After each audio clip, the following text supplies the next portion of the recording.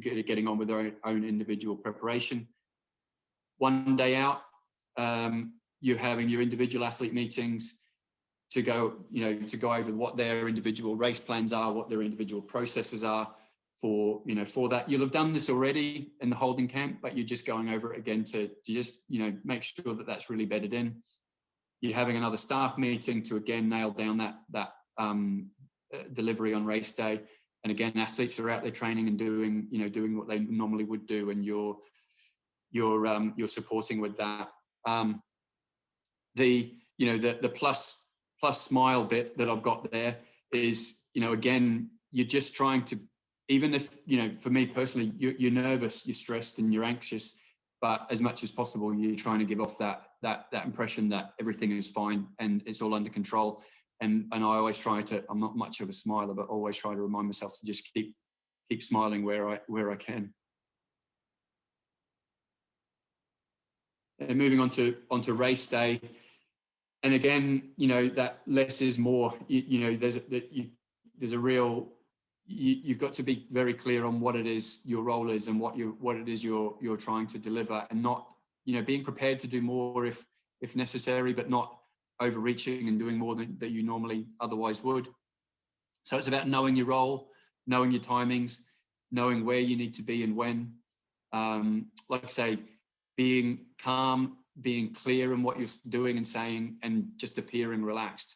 Even though you will be stressed, the job should really be done at this point. There's no big rousing speeches. You're not doing the whole Al Pacino, inches speech. And athletes don't want that. And it's also why it's critical that you know each individual. For example, Alistair, on a big race day like this, I might literally have 4 interactions with him, and it might be just about distances to the first buoy, any update on conditions out on the course. It's very, very minimal. He knows what he's doing, and he's happy just to get on with it. Whereas Vicky, for example, I'll make sure that I'm spending a lot more time just chatting with Vicky, and just helping her, keep a mind on things, but also not get too kind of wound up and stressed. And each individual athlete's different. Post-race debrief is really hard to do in a games environment, and this time around in Tokyo will be a real challenge because in the past you've not had that mixed relay event to follow up with, and so you've had that ability to just have a quick catch up with the athletes, make sure they're all right, have a bit of a chat about how things went, but know that you're probably going to really debrief when you're back in the UK. We're not going to be able to do that in Tokyo. We're going to have to debrief well and quickly after the race, just to let the athletes kind of get it out of their system, because we're going to need to hit the reset button really quickly so we can move on with the mixed relay. So that's going to be a different challenge for Tokyo, and something that we haven't experienced at the games before. And it's something that we've done well at times in the past, but at other times we definitely could have done better. So yeah, we need to make sure we get that right.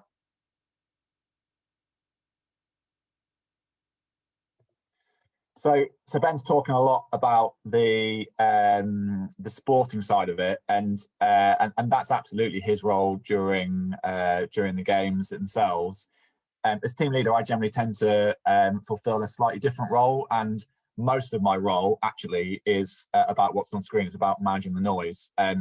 It's incredible how much noise there is around Olympic Games. It is insane for anybody who's either been to one or who has been part of a support team for an athlete who's been to one. It is ridiculous the amount of hangers-on there can be, the amount of people that that want to be well-wishers, that want to help, but that can often get in the way and make your life very, very difficult to allow your athletes to perform at their best. So this is generally where I spend most of my time. And friends and family, to be honest, is probably the biggest challenge. Friends and family are there out of love, and they want to support their loved ones to go and perform at the games. But unfortunately, they don't understand a lot of the time that needs to be kept separate during games time, particularly when it gets closer to a race. And we make this a little bit harder for ourselves because we choose to be outside of the Olympic Village. We choose to be in a hotel that's accessible to the general public, accessible to friends and family. So we have to work really, really hard to try and manage the distraction around the friends and family. So you just have to have plans for how to manage it for each individual athlete. You have to think really carefully in advance about what happens if something goes wrong at home. If there's a bereavement, do the athletes want to know? You know, all of these things have to be thought through really, really carefully so that if and when the worst things happen, you know how to deal with it and you're not super stressed and the athletes aren't stressed, and provides a massive distraction. Some athletes really need to see their family, and some don't want to go anywhere near their family or their friends during games time. And again, you just have to understand that. And similar to what Ben was just saying around actually on race day, we just have to get to know our athletes and understand exactly what it is they want and don't want. You know, one of my overriding memories from Rio was having to spend various trips to and from Mo Farah's family, who were staying at a hotel miles away from where either the Olympic Village was or where the stadium was, basically so that Mo didn't get lost on the way to or from those, because he wanted to see his family, wanted to see his kids. You know, and having to get in a taxi at you know, minutes notice before the medal ceremony because we couldn't find Mo. We realised that he was with his family the other side of town. I had to go and pick him up, bring him back. Didn't have any trainers. I had to give him my trainers so he could stand on the podium wearing the right kit. You know, when you're in that environment, you kind of just do what it takes. And as Ben said, you roll with the punches. So I ended up having to walk home that night in bare feet, which is never a particularly fun experience around the streets of Rio. We're kind of fortunate that we're able to put dedicated people on the ground, but even so, it's still pretty tough to manage. And even your staff, we have to be very, very mindful as kind of the person ultimately responsible for leading the team. I have to keep an eye on the staff because, you know, there's this thing that we used to talk about in my previous role about Olympic fever, and people who have been to multiple games even can go a little bit insane during games. The pressure and the bubble that you generally tend to operate in at games is just like something that you will never experience anywhere else. And it does make normally experienced and sane people go a little bit mad. So we have to keep an eye on that. And then you have the media. There's a huge amount of media you have to manage. And again, having done some media work earlier this week with the announcement of our athletes, it only gets bigger and bigger and bigger as you get towards the games. And I guess the final thing is specifically referencing those people who are on screen now. There are a whole bunch of VIPs. Everybody wants a piece of you, particularly when you have and your athletes have some success. So, you know, as Ben said, the challenge for us in Tokyo in particular that will be new is managing that period between hopefully some real success in the individual events to the relay events, where we'll undoubtedly have VIPs wanting to come and offer their congratulations and, you know, wanting to be a part of that success. And, you know, if you thought managing kind of friends and family, your own friends and family, or your athletes' friends and family was hard, try managing the royal family. It becomes significantly challenging. So, you know, that's a little bit of a flavour of where I tend to spend most of my time during the Olympic Games.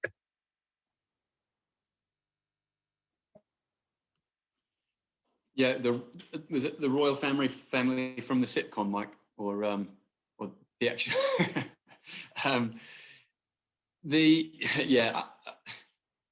After it's all done and dusted, one of the only things you can guarantee from an Olympic Games is that there will be disappointment. You cannot guarantee success, but you can guarantee disappointment. Not everyone is going to come away happy and fulfilled.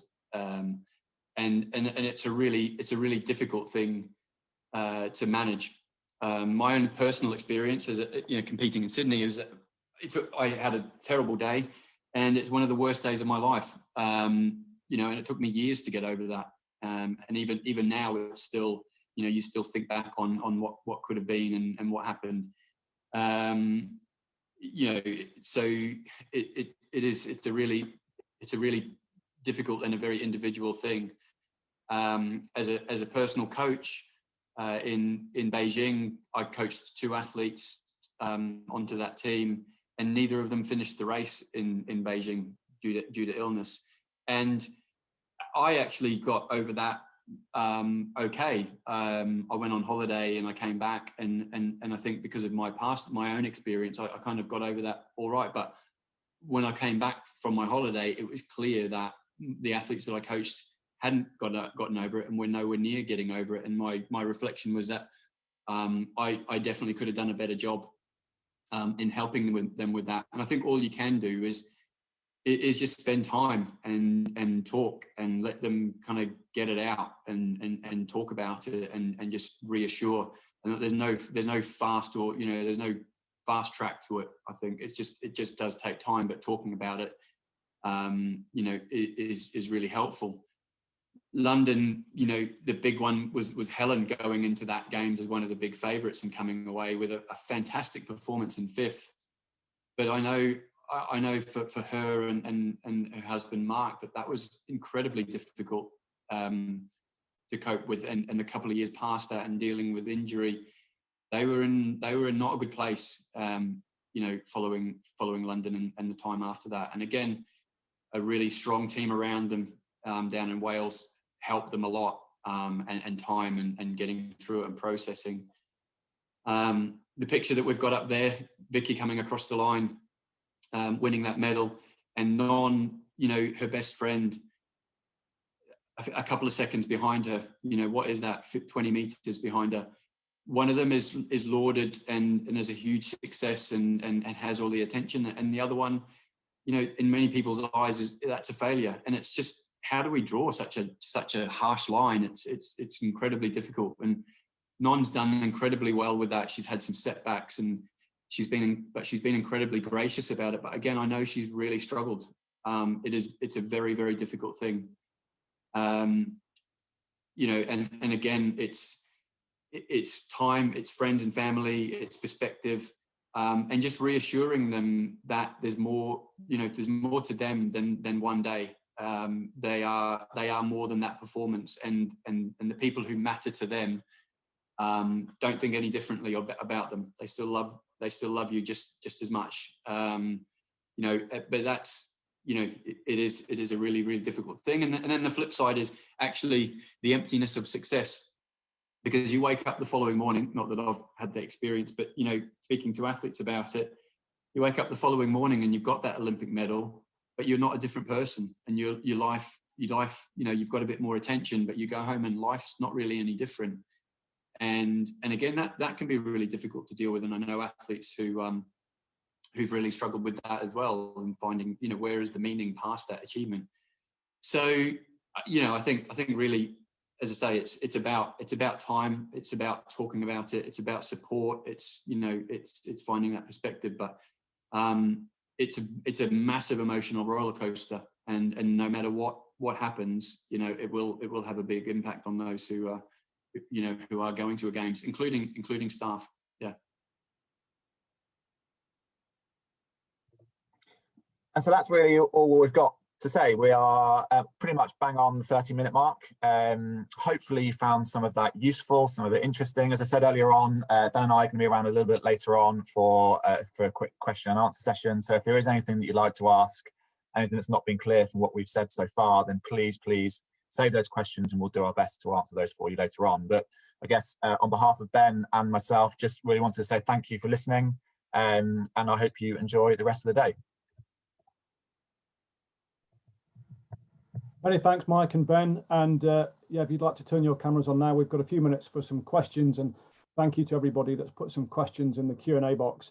I'll try and get through as many of these as I can in the time we've got. So, Ben, I'm going to start with you. You talked a little bit about the challenges of the pontoon rules at an Olympic Games. So the question is, when do the athletes actually find out where their position on the pontoon will be? Is it at the briefing, or is it on the race day itself? Yeah, hi Andy, hi everyone. They find out at the briefing. I'll have to do some brushing up on exactly how it works again before we go to Tokyo, because it is a one in every 4 years thing. But I think it's something like the first 20 are blind, and after the first 20 have selected their positions on the pontoon, then you've got a big screen that sits behind the panel who are doing that process, and then all of those spots are opened up, and you can see where people have gone, and then the remainder of the field selects their positions. But it is, there's so much the whispering and the intrigue about who's going where and what's happening is massive heading into that. So, like I say, it's one of those things that is just just that subtle difference that you get going to a games that can really throw you off if you're not prepared for it. I remember for me in Sydney, I found that really, really stressful, and it's something that I've always remembered. So yeah, you just got to get everyone prepared for that. Cool. Thanks, Ben. And Mike, this might be one for you. Why do you choose to be outside the Olympic Village? What are the pros and cons, and do our athletes miss out on that part of the Olympic experience? Yeah, hi everybody again. Thanks for having us on. The main reason really is that we want to try and keep the experience as close as possible in terms of race day to what a World Series race would feel like. And a lot of the times with Olympic Village, you're quite a long way away from the venue, so there's actually quite a lot of energy can be expended by just literally getting to the race site, getting on buses, getting your bikes there on race day, and all the hassle that comes with that means you've got to get up earlier. It's just significantly easier, and we can keep it a lot more controlled by being in a hotel right next to the race site, which is what we've got to do, what we've chosen to do this time. And the other big one is actually sleep. The village can be a very noisy place, particularly depending on where you are in the timetable. If other sports have finished and they're kind of out having a little bit of a good time, and my own personal view is, as long as you've had a good night's sleep the night before a games, that's probably the most important thing you can do. And if you're able to put yourself somewhere where you can give yourself the best possible chance to have a good night's sleep, then do it. And that's one of the big reasons why we chose to do that. Brilliant. Thanks, Mike. And this one I think is probably for both of you. Mike, you talked about managing noise. So this question is referencing, London 2012 and a huge number of people that we saw on the course supporting our athletes. How big a miss would having no GB supporters or crowd be? And I guess there's two elements to that. The fact that we're so far away from home in Tokyo anyway, but then, allied that with the COVID restrictions that might be in place next year. What will the impact be on the athletes, do you both think? And I'll kick off.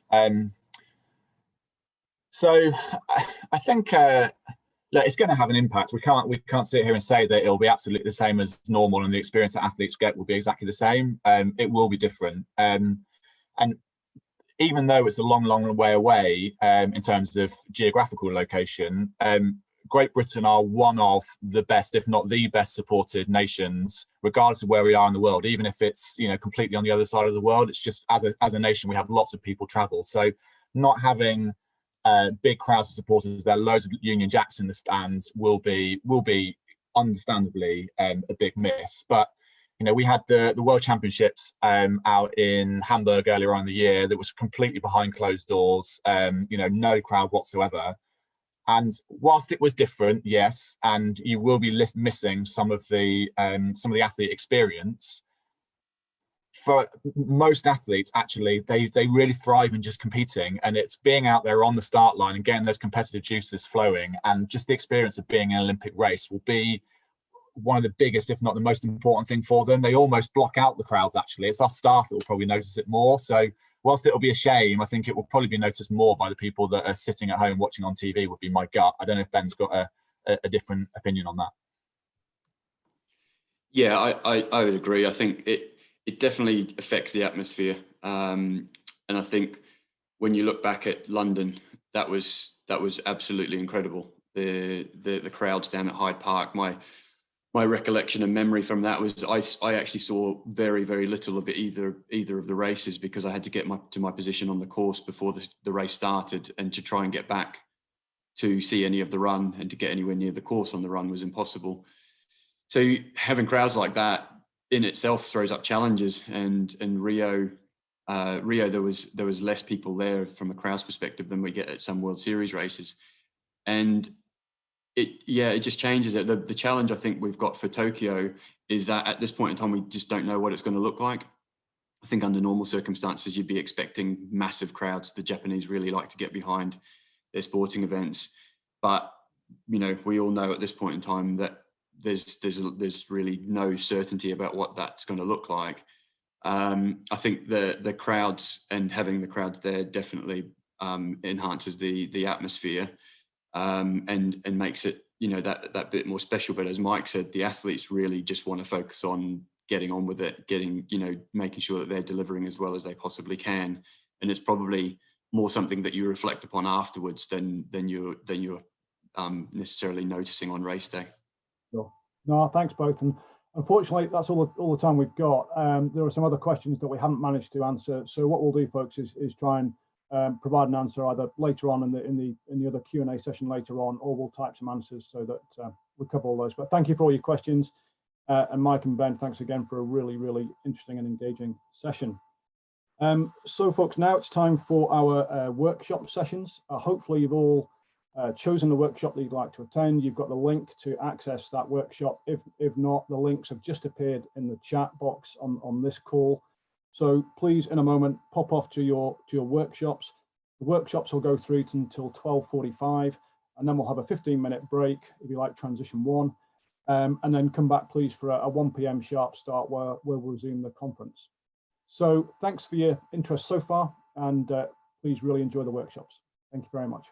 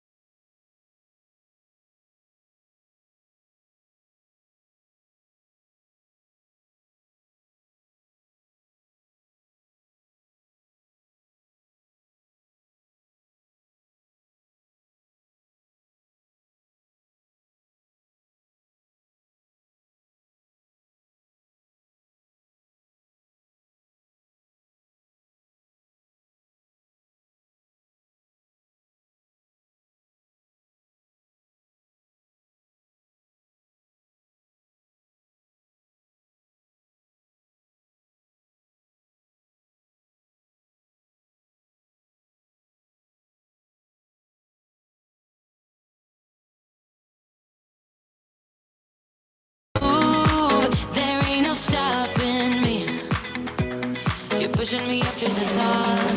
I saw the clouds looking angry, but then the sky reached my mind. And when I space out, I see the possibilities unfolding the way that I want. That you showed up was written in the palm. You are a statement explode like a bomb. I get to push myself to victory. You make me winner. You cut me loose and set me free. You cut me.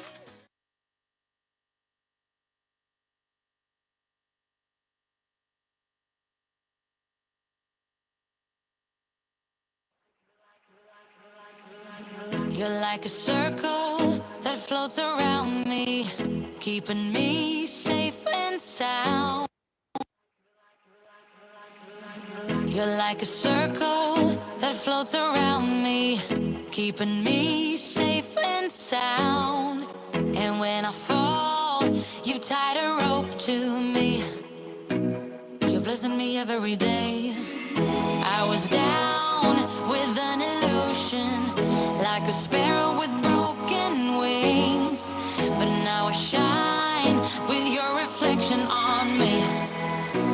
I'm getting back up on my feet. That you showed up was written in my palm. You are a statement, explode like a bomb. I get to push myself to victory. You make me winner.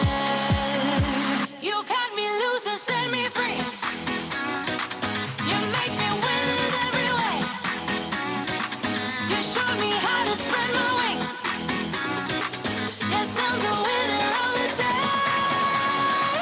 You cut me loose and set me free. You make me win in every way. You showed me how to spread my wings.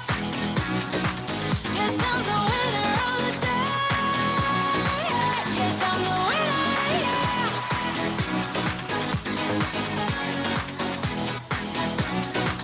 'Cause I'm the winner, yes.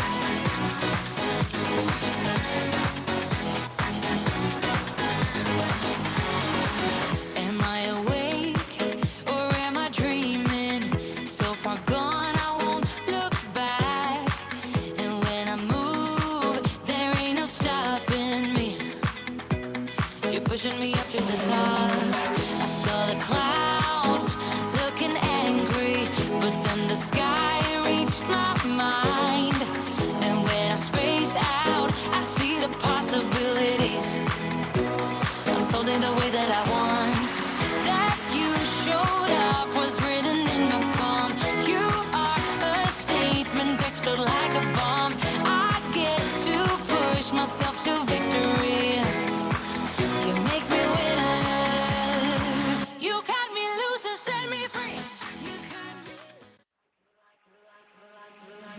You're like a circle that floats around me, keeping me safe and sound. And when I fall, you tied a rope to me. You're blessing me every day. I was down with an illusion, like a sparrow with broken wings. But now I shine with your reflection on me. I'm getting back up on my feet. That you showed up was written in my palm. You are a statement, explode like a bomb. I get to push myself to victory. You make me winner. You cut me loose and set me free. You make me win in every way. You showed me how to spread my wings. Yes, I'm the winner of the day. You cut me loose and set me free. You make me win in every way. You showed me how to spread my wings. Yes, I'm the winner of the day. Yes, I'm the winner, yeah.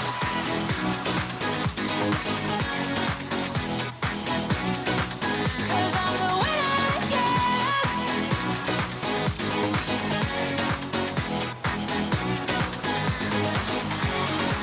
Am I awake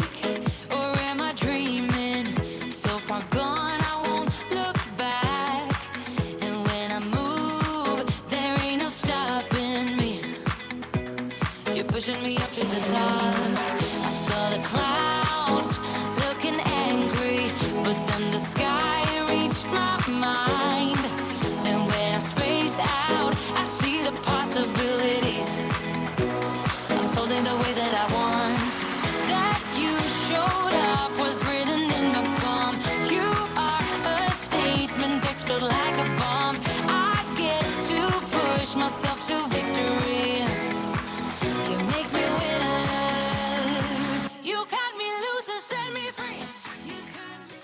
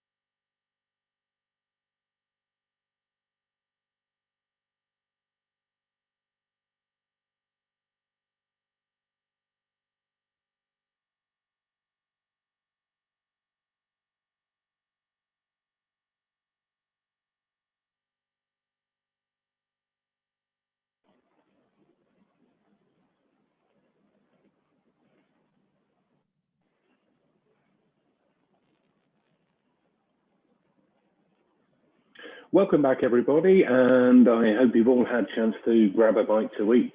In this afternoon's session, we'll be hosting our AGM and awards. However, before we do so, I'd like to introduce you to the Triathlon England Youth Forum and their video entitled A Year in Review. Now, the Youth Forum is a very important part to our future development and is made up of 9 volunteers from across England who represent the views and hopes and ambitions of the next generation of triathletes. I hope you enjoyed their video. Hi, I'm Amy Crowe, Head of Children and Young People here at British Triathlon. I will start by saying young people are the future and their voices are incredibly important. Every generation has their own experience of what it is to be young, and we're extremely excited about the future of the Youth Forum as they play a vital role in helping us shape our sport for the benefit of children and young people. As we move through the current uncertain times, we want to give young people a voice whilst developing leaders of the future.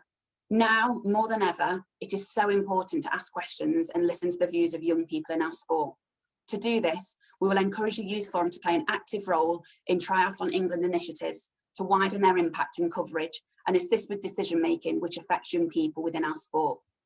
Our ambition is to ensure we proactively engage our young stakeholders, both within the Youth Forum and those in the wider triathlon community, whilst gaining insight as to how we best communicate with children and young people, as well as ensuring they are heard. The Youth Forum is a fantastic vehicle to achieve this, and personally, I look forward to working with the current and future members of the group to capture their thoughts and ideas to inform our work with children and young people. In summary, it is key that we develop our sport for the younger generation with the younger generation.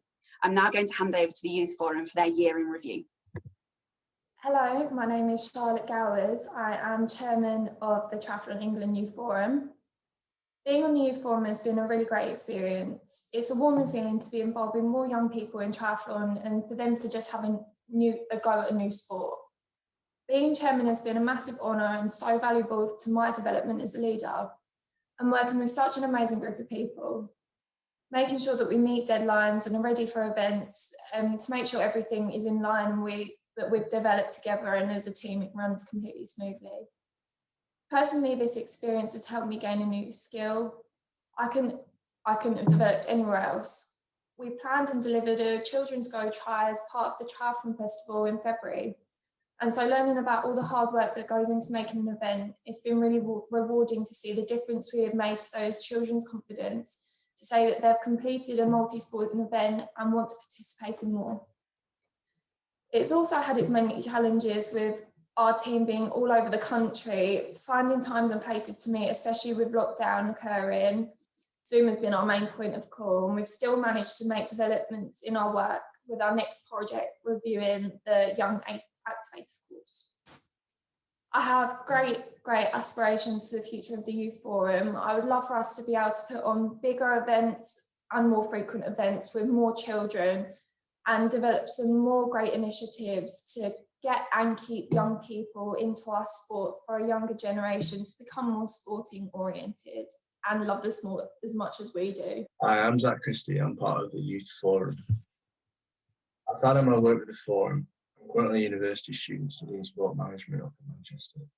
For me, being on the Forum has been a good insight into how governing bodies operate. Working with the group and putting on our Go Try event in Southampton back in February was my first real taste running an event, and I enjoyed being able to put a first step towards trying to get more engagement and participation in our sport. Being part of the Forum has helped me develop knowledge I have learned at university. I've applied this to my work, not only with the Forum, but also with the Northwest Region Committee, who I've been working with through most of 2020, and I've recently taken up a role as communications officer. A role I've taken to continue to help provide more support to triathlon through this difficult period. Working within the Forum has helped me provide more knowledge on how governing bodies operate. It's something that can really help in me in my future. Hi, I'm Olivia and I'm on the Triathlon England Youth Forum. I'm currently in my third year at the University of Leeds and I'm really enjoying it. So this year we've organised a Go Try, which we did in January, and I really enjoyed being involved with that and seeing the children loving it. I also wrote the press releases for the event and helped find contacts to promote the event too, such as like sports clubs, schools, triathlon clubs. And then outside of the forum, it's really helped me develop my confidence and get used to doing things remotely. So quite a lot of our meetings are done over Zoom, which is going to be super helpful in the future considering how everything's going at the moment. The Triathlon England Youth Forum gave me a really good opportunity to work within a team of like-minded individuals in order to create an event which we delivered at the AGM. This event was a kids duathlon, and the whole project had to be sustainable. So we had to see a future with it next year and the year after. So in order to do this, we bolted it alongside a tri festival that was already taking place at the AGM Bowl. This gave everyone in the team an opportunity to interact with the industry and triathlon experts, also in the development and performance side. And also it gave us an opportunity to see our ideas that we came up with and see them put into practice. Hi, I'm Megan and I'm part of Triathlon England's Youth Forum. Outside of the forum, I work in a university running their competitive sports programme. In that role, I work with older students, so to be part of the Youth Forum is incredible for me, especially when we hosted our own Go Try event for young children. That was just an amazing experience, seeing young children who maybe haven't even done anything related to triathlon before, just giving it a go, having fun, and seeing them all at the end smiling, holding the certificates was just the best feeling. Another highlight of being on the forum was when we got to watch the elites race in Nottingham. We got to watch from the grandstand, which was amazing for me because I'd never watched a triathlon from there before, and we got to meet all the people behind the scenes that make that event happen. So that was a great networking opportunity for all of us. In general, the Youth Forum has just given me much more confidence. It's shown me exactly how events work, exactly what needs to go into them. And overall, it's just completely changed my viewpoint on events and marketing and everything that goes into it.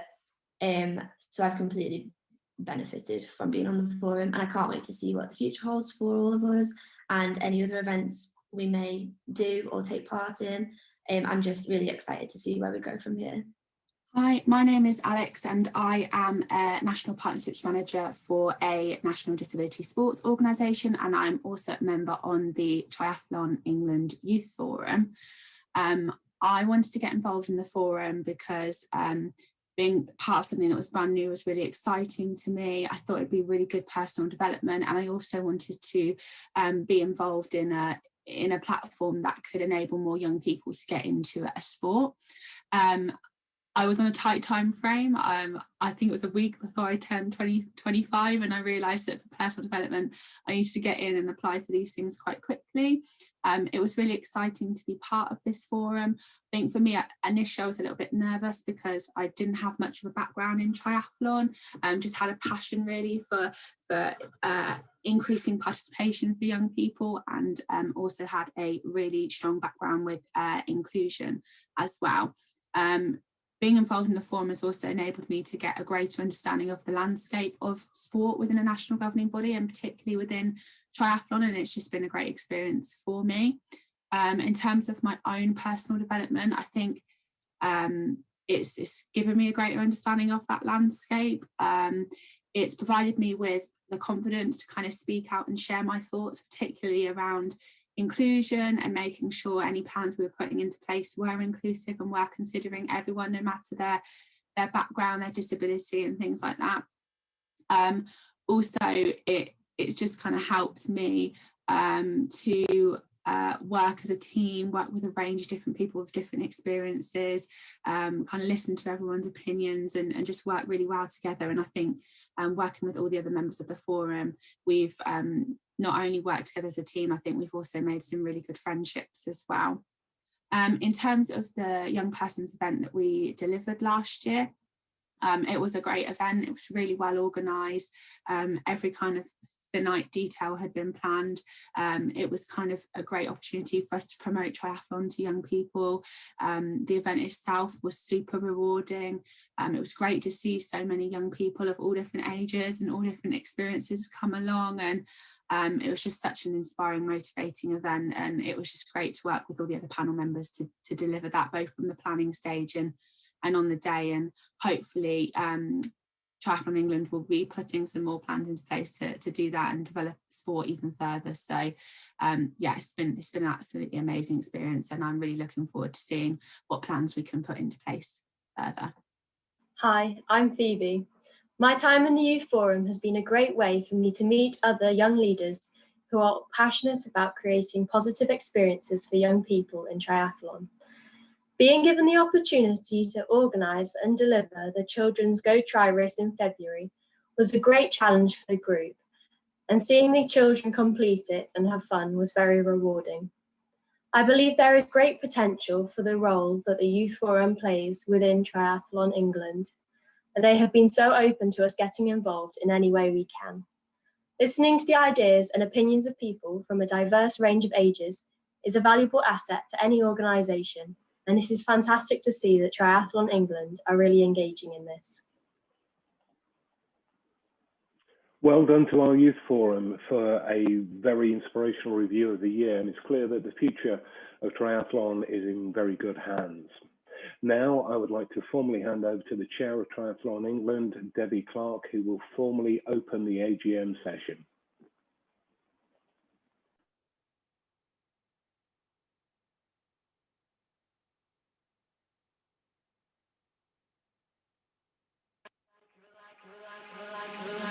You're like a circle that floats around me, keeping me safe and sound. And when I fall, you tied a rope to me. You're blessing me every day. I was down with an illusion, like a sparrow with broken wings, but now I shine with your reflection on me. I'm getting back up on my feet. That you showed up was written in my palm. You are a statement, explode like a bomb. I get to push myself to victory. You make me winner. You cut me loose and set me free. You make me win in every way. You showed me how to spread my wings.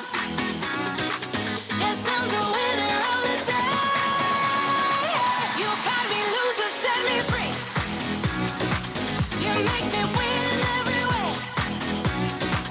You showed me how to spread my wings. Yes, I'm the winner of the day.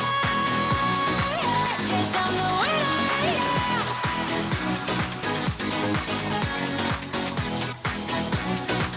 'Cause I'm the winner, yeah.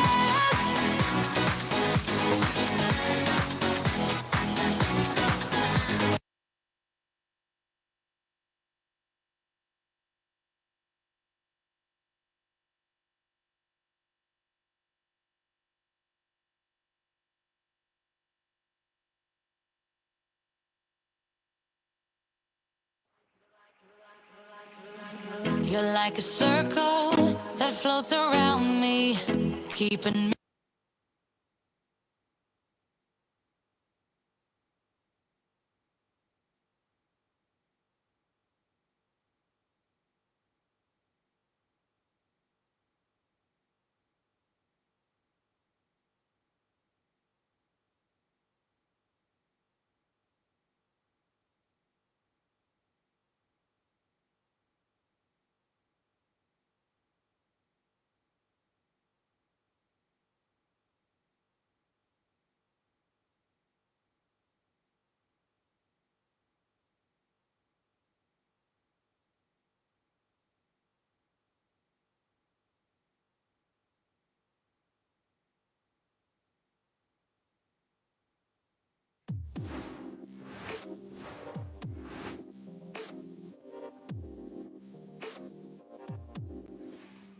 Welcome everyone to our first virtual Triathlon England AGM. My name is Debbie Clark and I'm the Chair of Triathlon England.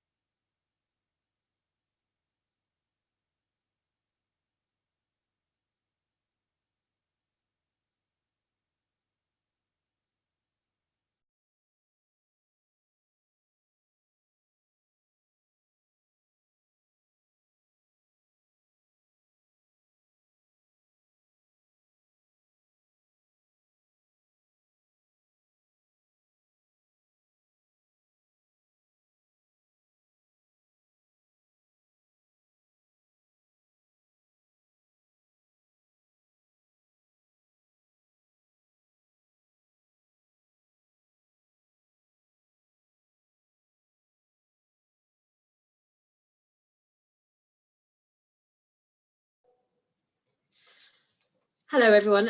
Apologies for the technical glitch. As you can imagine, we're doing this for the first time, and trying to get all of the videos lined up is taking us a little bit longer than we anticipated. So do bear with us. We are nearly there. We hope to be back with you in a second. Thank you.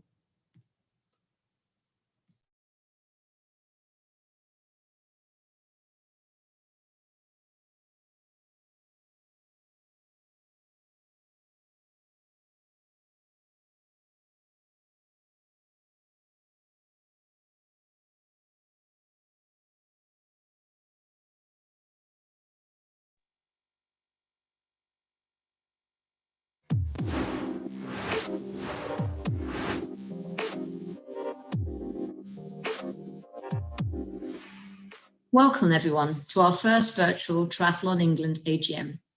My name is Debbie Clark and I'm the chair of Triathlon England. I hope you're enjoying the day so far and have had a chance to participate in one of the brilliant seminars. I really enjoyed just watching the last video with some great memories from what has been a very challenging year. We hope to have a fairly succinct AGM to allow plenty of time afterwards for a Q&A with the exec team and the board. Feel free to ask any burning questions you may have. If you'd like to ask a question, feel free to add them to the Q&A box during the session and we'll try to answer as many as possible. After this session, we will have a short coffee break or a time for a short run if you're so inclined, and then we'll move to question time with two of our amazing elite athletes, Andy Lewis and Sophie Coldwell, followed by the much anticipated 2020 Triathlon England Awards ceremony. Following my chair's report, I will pass over to Jamie Gordon, our Triathlon England Council President, for a regional roundup of the year, and two of our board members. Firstly, Louise McFadden, who will take you through the financial results for the year, and then to Halima Khan, who will be explaining more about our equality, diversity and inclusion plans. This is an area which is hugely important for our organisation. We strive to be a sport for everybody. We wish to break down the barriers which our sport may portray and create opportunities and support anybody who would like to take part in great experiences through swim, bike and run. We recognise that there is so much more we can do at all levels of our sport, and promoting diversity amongst participants and decision makers remains a key focus for us. We want to ensure our actions are louder than just words. The final section of the AGM before Q&A will be the announcement of the results of the resolutions. I will run through the resolutions briefly and then confirm the voting results. 2020 has been a very difficult year for everybody, but I wanted to start by acknowledging what a wonderful membership and volunteer base we have. You have all been so supportive of our organisation. Thank you so much. I have been honoured to have the opportunity to hold the post of chair on an interim basis since March 2020, and more recently was delighted to accept the opportunity to become the chair on a more permanent basis in September. To have the chance to lead this board and organisation is a true privilege, and I've been blown away by the resilience and forward thinking that has been demonstrated in the face of everything that 2020 has presented. The chaos and tragedy of COVID-19 has really tested individuals, the sporting landscape and our organisation. But I have been so proud of the resolve, dedication of the executive team and staff at Triathlon England and the rest of my fellow board and council members. Everybody has been available at such short notice to support the many decisions which have had to be made this year. A big thank you to all the staff at Triathlon England. The changing working environments and confusing governmental messaging would have made your roles ever more challenging, but you've all worked very closely together to help us put out clear, concise guidance to all our members and stakeholders. Our return to play guidance for event organisers, clubs and participants has been some of the best produced by any UK sporting body. Since taking up the role, we have all seen huge change and challenge in our lives, and the world of triathlon is no exception. Despite this, however, it has been great to see the green shoots of opportunity that have come forward for our sport to develop and diversify.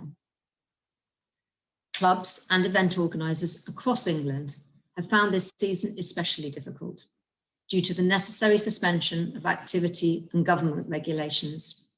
However, they have also shown great creativity and ingenuity to continue offering great experiences through swim, bike and run. Virtual challenges and online activities have broadened access to multi-sport and kept people active at home, as well as creating a sense of community that has been under threat by physical separation. In March, the team set up the membership hub on Facebook to help members share ideas, activities, and thoughts on how to stay active with friends and family during the pandemic. The hub now has nearly 3,000 followers and is as busy now as it was then. There have also been a number of excellent online challenges created by the team, such as the Big Colour Challenge, which had over 5,000 entries, and Virtual Leads, which had 5,900 entries, including over 200 children. Many of our board and council members entered Virtual Leads for a bit of friendly competition, or so we told ourselves. Our regional clubs are the backbone of our sport. We have over 470 amazing affiliated clubs around the country, many of which are community clubs, all run by an army of volunteers whose commitment to the sport is unbounded.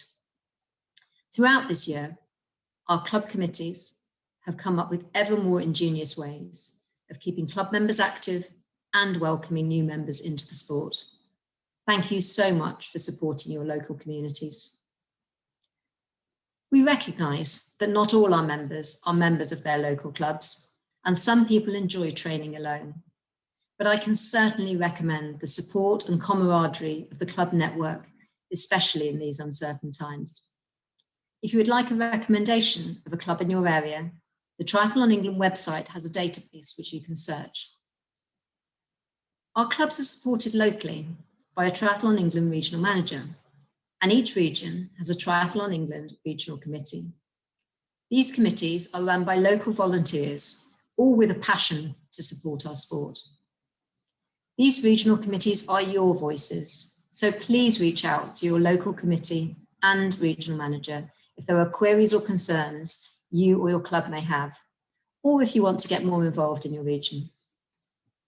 Jamie Gordon, our president of the Triathlon England Council, will explain more about the work the council members have been doing within the region in his talk next. My heartfelt thoughts go out to the many event organisers who have had to postpone and in many circumstances to cancel so many events this year, and to our athletes, many of whom had carefully planned their year around racing both in the UK and abroad. 2019 saw over 1,000 events, but only 67 had been able to be delivered between January and March, when the lockdown sadly closed down our sport. Return to play allowed us to start permitting events from the 25th of July. This was a welcome move, though we all wished it could have been much sooner. Since this time, we've been able to permit events, and we've seen 79 multi-sport events take place throughout the country, where participants have been able to enjoy some brilliant swim, bike, run experiences. The safety, health, and support of all of our top participants and volunteers at permitted events has been paramount in ensuring these events could restart safely. We've seen 21 Go Try events take place, including those in Hull, Manchester, Reading and Torbay, to mention a few, helping over 1,200 people access the sport, many for the first time. And I'm delighted that our Go Try community has grown by over 800, and really pleased that 48% of new Go Try participants are female. From Go Try events to club events across the country, we have all had a number of choices to participate and compete in if we wanted to. We have had some brilliant feedback from participants and volunteers, all enjoying the return to multi-sport action. From Holmfirth Junior Duathlon in Yorkshire, Helvellyn Triathlon in the northwest, Eastbourne Aquathon in the southeast, the Cotswolds 113 in the southwest, to events at Blenheim, Outlaw X, and Hevo. Thank you so much to everybody who has made these events happen. I'm really delighted that Johnny Ryle has been appointed Triathlon England Commonwealth Games team leader for Birmingham 2022. Johnny has a wealth of experience and some really exciting ideas about how we can ensure we get the best possible outcomes from the home games and leave a legacy for triathlon, which we'll all be proud of.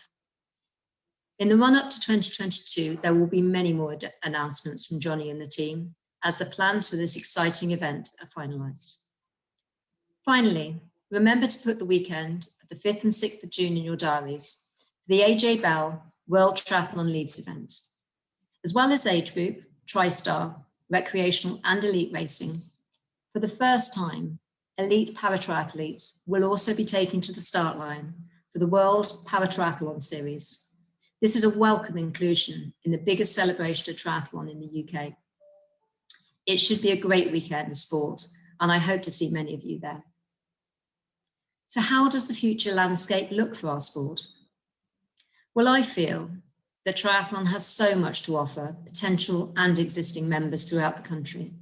And whilst we have to rebuild due to COVID-19, we are in a strong position to continue to grow, develop, and diversify through offering exceptional swim, bike, run opportunities to everybody over the coming years.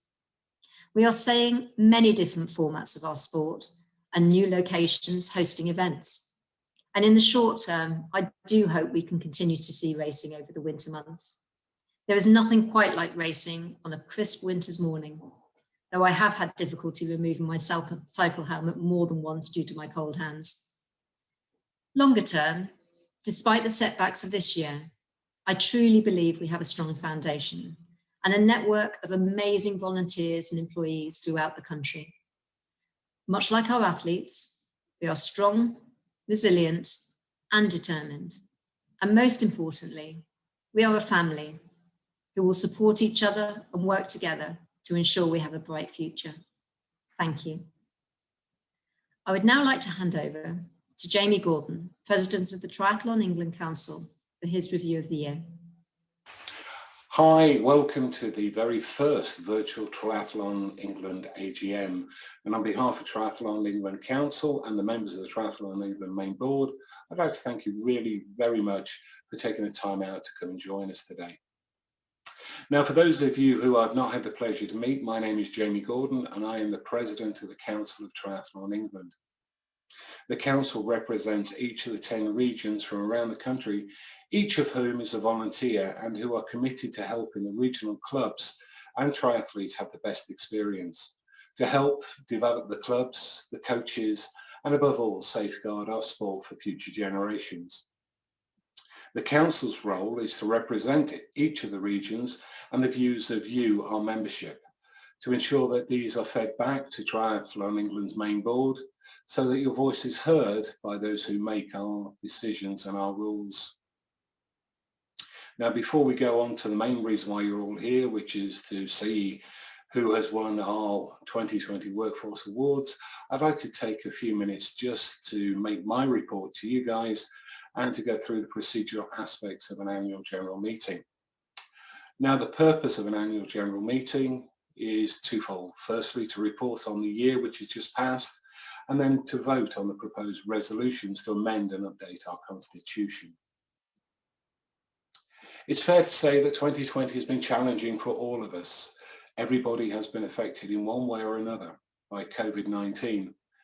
And it seems that when our world came to an abrupt halt in March, when we were placed in lockdown, that our normal lives also were put on hold. Going out, visiting friends and family, curtailed. Our normal recreation just limited to an hour a day. And overnight, what we planned for our season, the races we had been training hard for, all disappeared. But the one thing triathlon has taught me is to be resilient and to be resourceful. Sitting here today, it's good to see that our lives have, in the main, adjusted to a new normal. We've seen recently racing coming back to the UK, and we're all starting to make plans for 21. readjusting our goals, and for some of us, me in particular, making plans to lose some of the added pounds put on by watching too much Netflix over the past 6 months. But above all, I'm looking forward to being back out there, back on the field of play, seeing my friends and being part of a great and supportive community that is made up of triathletes.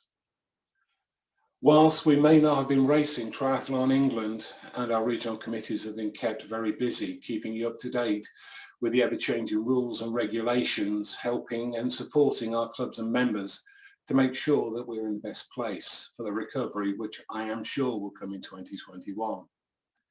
Indeed, we're seeing race calendars starting to fill, and whilst this pandemic is far from over and we are seeing further disruption to our lives, I am confident we will emerge stronger, we will be fitter, and we will be better equipped to race harder in 2021. That is my goal, and I know that goal is shared by everybody at Triathlon England and within the regions. Now, our sport relies on volunteers who freely give of their time and who are committed to helping our sport offer the best experiences to our athletes, to help clubs develop the best coaches, and above all, to safeguard our sport for future generations. Now, an important part of our sports development within the regions is aimed at advancing the skills of our junior athletes. They're the future of our sport. And whilst we had to make the hard decision to curtail racing for our juniors, our commitment to you is that each region is working hard to bring forward a full race calendar for 2021. Now, it's not going to be perfect because we know that a lot of race organisers themselves are under tremendous financial pressure. So please bear with us as we get the race calendar put together. But our commitment is that we will be racing both as adults and juniors in 2021. Some of the regulations may be slightly different, but we will be racing nonetheless. Now, one of the things I did really want to emphasize is my thanks to all the clubs and the coaches who made Zoom and virtual training fun, keeping us all involved and motivated and engaged in our sport. Without your efforts and support during the dark days of lockdown, it would have been a darn sight harder. So I want to say on behalf of everybody here at Triathlon England and the Council and the regions, thank you, thank you. Thank you very much. What you did was outstanding, and some of the practices that were done were outstanding. Really, they were tremendous, and we'll see a few examples of that, I'm sure, reflected in the 2020 Workforce Awards. Within the regions, we've managed to continue to offer some limited coaching courses, albeit virtually, and in 2021 we are aiming to roll out a full program to make sure that we capture the enthusiasm of the club and upskill those members who are taking on the onerous role of being coaches. Again, the coaches are vital to our sport. One of the successes, however, has been during the lockdown is the take-up of the Club Spark system, which has enabled our clubs to be able to offer a seamless club management system. Now, it's not been without a few teething problems, but we seem to be past that, and the feedback I'm getting is that it's making life a lot easier within the clubs. So, in summary, it's been a bit of a year. I think I can say that. If not, I'm sure it'll get bleeped out. It didn't go to plan. But you triathletes, the clubs, the Triathlon England staff have all worked together, pulled together to make sure that we have stuck together. We have been resilient, we have been resourceful, and we are in a good place for 2021. So with that, I'm going to stop. That's my report for 2020. Any questions? There'll be a Q&A session following the resolutions. And ask me anything, ask the board anything. We represent you, so therefore feel free to ask anything you want of us. Thank you.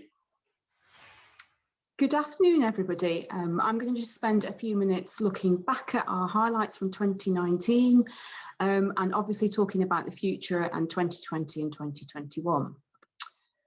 So those of you that were with us last year will remember that we set ourselves a surplus budget, small surplus of £12,000, and we were aiming to enable a number of things last year. So we were looking for our independent income to be greater than our grant funded income. We were about to launch our new membership structure, Essential, Core and Ultimate, and obviously we wanted this to be a success. We targeted ourselves with a 15% increase in new members, and whilst increasing membership, we really needed to maintain our event income last year as well. So how did we do? Well, the first target was to increase our independent income, and we were really successful at that. So we grew that from 49% to 53%. The blue line on this graph is our independent income. So you can see that rising above our grant funded income on the yellow line. And that's been an absolute lifeline to us in 2020. So great results there, helping our sustainability and helping us through 2020 and COVID. The other targets that we set ourselves, so our surplus, actually, we out-surpassed ourselves and we made 139,000 last year. Our membership was launched really successfully. We were fabulously retained 80% of you, and we attracted 6,000 new members last year, albeit that was only 1.5% growth rather than 15. However, at the end of the year, we ended the year with around 27,000 new members. Our event income did reduce year on year, but during the year we entered some new partnerships, and in particular we now partner with Limelight, who, as you know, deliver London Tri, London Duathlon and Blenheim Triathlons. And once we can get back to competition, that will help us increase our event income year on year in the future. In addition, we were really pleased to introduce a number of improved member benefits last year. So you'll hopefully all be aware of these already and taking advantage of them. So we now partner with Peloton, who give 25% off to members. We're with Wahoo Fitness, and we entered into an affinity scheme with Volvo. At the end of the year, we finished now with Triathlon England reserves with £408,000, and that is actually above our investment level in our reserves policy. And whilst I'm talking about reserves, I can't not talk about British Triathlon reserves level. So if you were with us last year, you'll recall Andy stood up and talked to you about British Triathlon's results for 2018, where they'd actually made a loss in 2018 and significantly depleted their reserves. Well, they've done a fabulous performance in 2019 and recovered those reserves back. So they made a £400,000 surplus in 2019, and this graph that you can see on the screen is the combined British and Triathlon England reserves level. So they were, by the end of 2019, well above £800,000.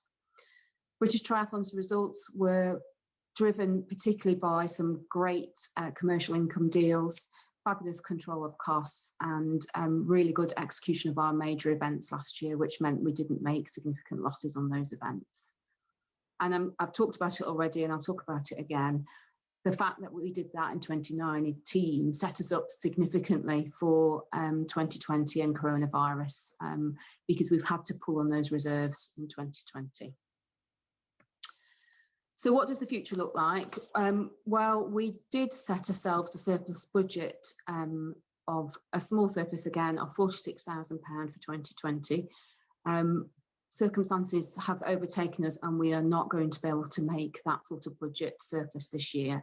We are really pleased to see that 70% of you have actually retained membership with ourselves and renewed since the beginning of the new year. And we've actually attracted 760 new members so far this year, which is brilliant news.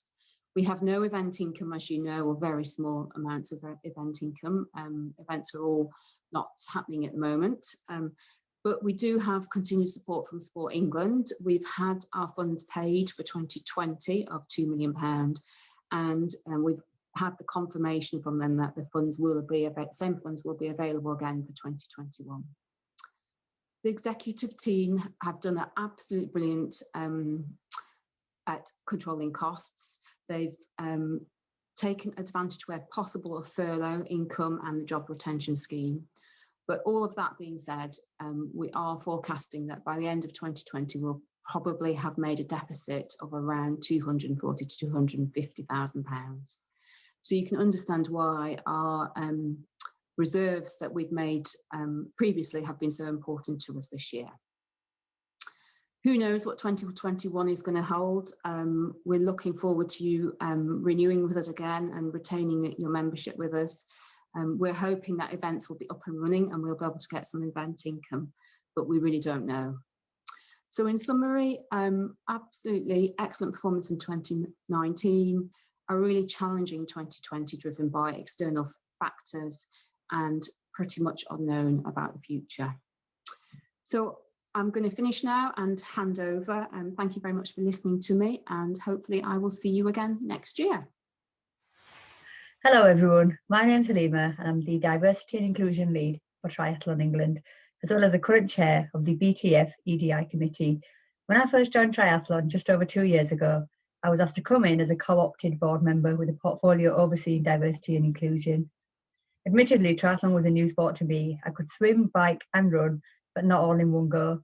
However, that didn't matter. What mattered was how I can support triathlon, which offers 3 disciplines, appeal to everyone, regardless of who they are, creating a sport where we recognise and act on our own systems and policies in order to ensure equal and fair access to all. My drive was to support one of the first national governing bodies to appoint a dedicated diversity and inclusion representative at board level. We've had some great success across diversity and inclusion at triathlon. A few of these include gaining an intermediate level equality standard, an overwhelming number of females taking part in our Go Try programme. We've listened to a variety of stakeholders in order to understand our audiences and untapped markets. We've worked on our board diversity in order to ensure our actions drive positive change at all levels of the sport. We have a board which consists of 67% female representation, 50% disability, 16% Black and minority ethnic, and 20% LGBT. Next year, alongside with the AJ World Triathlon Series, for the first time, elite para triathletes will also be taken to the start line for the World Para Triathlon Series. We recognise that diversity and inclusion is everyone's business, not just that of a few. So we continue to ensure that our staff and workforce are knowledgeable in understanding diversity and inclusion in order to create a culture where everyone can thrive to create an inclusive sport. We will be reaching out to our clubs and our members to support them and ask them to think about how they can improve diversity and reach out to those who might want to take part in our sport. We want to make tangible differences, not just in our policies. We continue to make changes at an operational level too, such as highlighting our cultural events and showcasing those in our sport through this. We're delighted that Audrey Livingston shared her story with us over Black History Month. In order to be it, you sometimes do have to see it, and we're committed to using a broader range of imagery from our members and our participants, which better reflect the communities taking part in swim, bike and run. The diverse representation of our membership are things that people will continue to see more of. However, it doesn't stop here. In order to continue our work with diversity and inclusion, we need to understand more. We need to do more, and we definitely mustn't be complacent.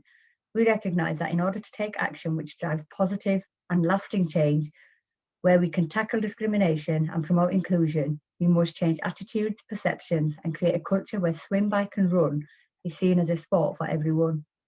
This goes beyond just programmes. This is about real behaviour change, where we develop environments so communities can engage with our sport successfully at any level. In March, we witnessed worldwide protests fighting for equal rights and systemic change. These tragic events escalated real conversation around race inequality and diversity. The sports sector was one of many who came forward in this fight. Along with 100 organisations in the sector, I'm proud that British Triathlon committed to tackling inequalities in our sport. We acknowledge that whilst we've made some progress in this area of work, we've not done enough, and we'll work with our sector partners to do more in order to be truly reflective of those communities we serve. In order to do this, we needed to be seen as one. So in June of this year, all 3 home nations made a commitment and agreed to come together in order to form the BTF EDI committee, who would oversee the strategic direction of this work. This approach will ensure that we're aligned in our ambitions and our duty of promoting equality. I always believe in order to be the best at something, we must reflect, understand, and listen to others before we respond. So I'm delighted, as well as creating the committee, we will, where needed, increase our resources in this area to ensure that the work is embedded in the core of our business strategy, whether that be from a commercial to a marketing and comms perspective, or from a membership to development. We want to ensure that equality is in the forefront in all parts of the work that we do. Over the next few months, the committee will be agreeing the strategic priorities which will form the framework for our 2021-2024 Equality Action Plan. However, we do recognise that in order to appeal to a wider audience, we also need to look inwards too, and we'll be committed to getting our own house in order. We need to recognise and dismantle systems that may discriminate against any structural bias. We will be doing this by working with our team to foster a more inclusive and diverse culture within our organisations to ensure that everyone within the BTF family feels that their voice is heard. We recognise we can better reflect our communities and appeal to a diverse workforce to come and be part of our triathlon family. It's our duty, it's our social and our moral obligation. So when I look back at my time at triathlon, I see progress. I see an organisation which is young, eager and ready to engage with anyone. Triathlon is not just talking the talk, we're ready for the action in this area, we're ready to face the challenges, but we're ready to listen, and more importantly, we're ready to create change. There's no quick fix here. However long it takes, we'll do this. I feel a sense of belonging at triathlon, and I want others to feel that too. So I'm looking forward to being a part of the journey over the next year and seeing our action plan come to life. Finally, I'd like to thank all those within the triathlon family who continue to ensure that this great sport can be accessed by all. Without you, we're only a sport, but with you, we are a family, the triathlon family. So thank you all. Hello, my name's Debbie Clark and I'm the chair of Triathlon England.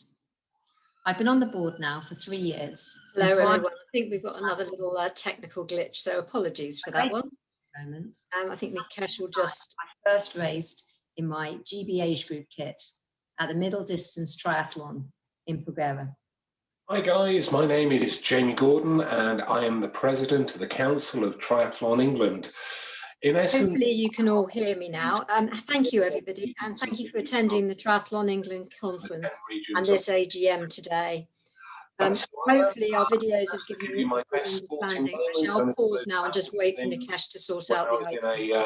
A small triathlon off a small Hawaiian island, and I'm swimming our way merrily, looking down at the various sea life and the coral and bits and pieces, only to be swum over by the lead pack of females.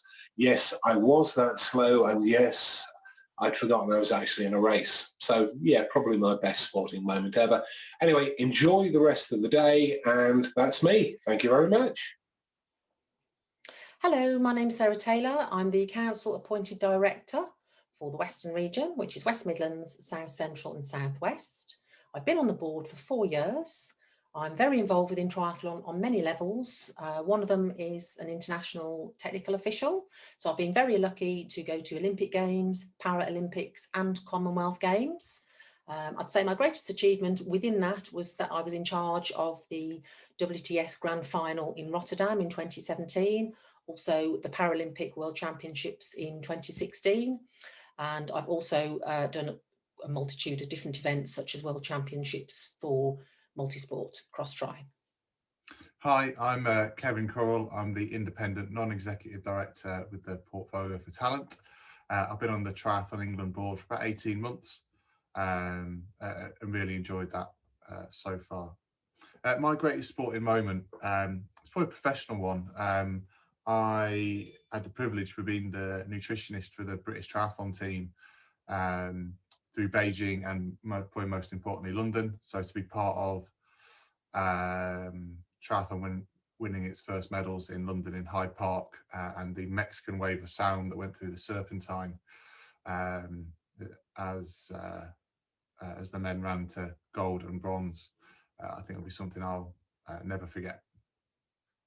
Hello, my name is Duncan Hoff and I'm the Director for Events and Participation for Triathlon England. As regards my sort of highlights in triathlon, it's a really difficult one to choose. I've been really fortunate enough to be selected for 2 Olympics and work as technical official at 2 Commonwealth Games. I've been the technical delegate 3 years in the World Triathlon Series race in Stockholm. However, there are 2 things which eclipse all of that. And that for me is actually watching other people finish. In particular, my little sister finishing her first ever triathlon probably brought the biggest lump to my throat, and also my wife from completing her first triathlon as well. Hi everybody, my name's Louise McFadgen and I'm the Independent Director for Finance on the Triathlon England board. I've been on the board for about 4 years now, thoroughly enjoying it. And my greatest ever sporting event is getting up at an obscenely early time, 4 AM, and climbing up a mountain in Nepal to watch the sunrise above the world. It was the most magical experience ever, and I thoroughly recommend it to everyone. Thank you. Hi, my name is Abby Tillu, and I'm a non-executive director responsible for the commercial portfolio within Triathlon England. I've been on the board for just over 3 years now, and my favourite sporting achievement is probably completing my first triathlon back in 2012 in the pouring rain in London. Hi everyone, my name's Halima Khan. I sit on the Triathlon England board as the lead for diversity and inclusion. I've been on the board now for just over 2 years. My greatest sporting moment was when I had the privilege of representing the Royal Navy women's cricket team and we toured Barbados in 2019. It was a great occasion and I was absolutely delighted and proud that I was able to serve my country in a sporting context. I'm Steve Watmo. I joined the Triathlon England board earlier this year to support on the digital strategy. I'm a runner by background, so my favourite triathlon moments, probably watching the women's triathlon at the London 2012 Olympics. Hi, I'm Andy Salmon. I'm the Chief Executive of both British Triathlon and Triathlon England, and today marks my 3-year anniversary in the role. I've been on the England board for the last 12 months since the change to our regulations at last year's AGM, and my favourite sporting moment would have to be the first time I played golf for Wales and heard the Welsh national anthem just before I teed off on the first. Have a great day.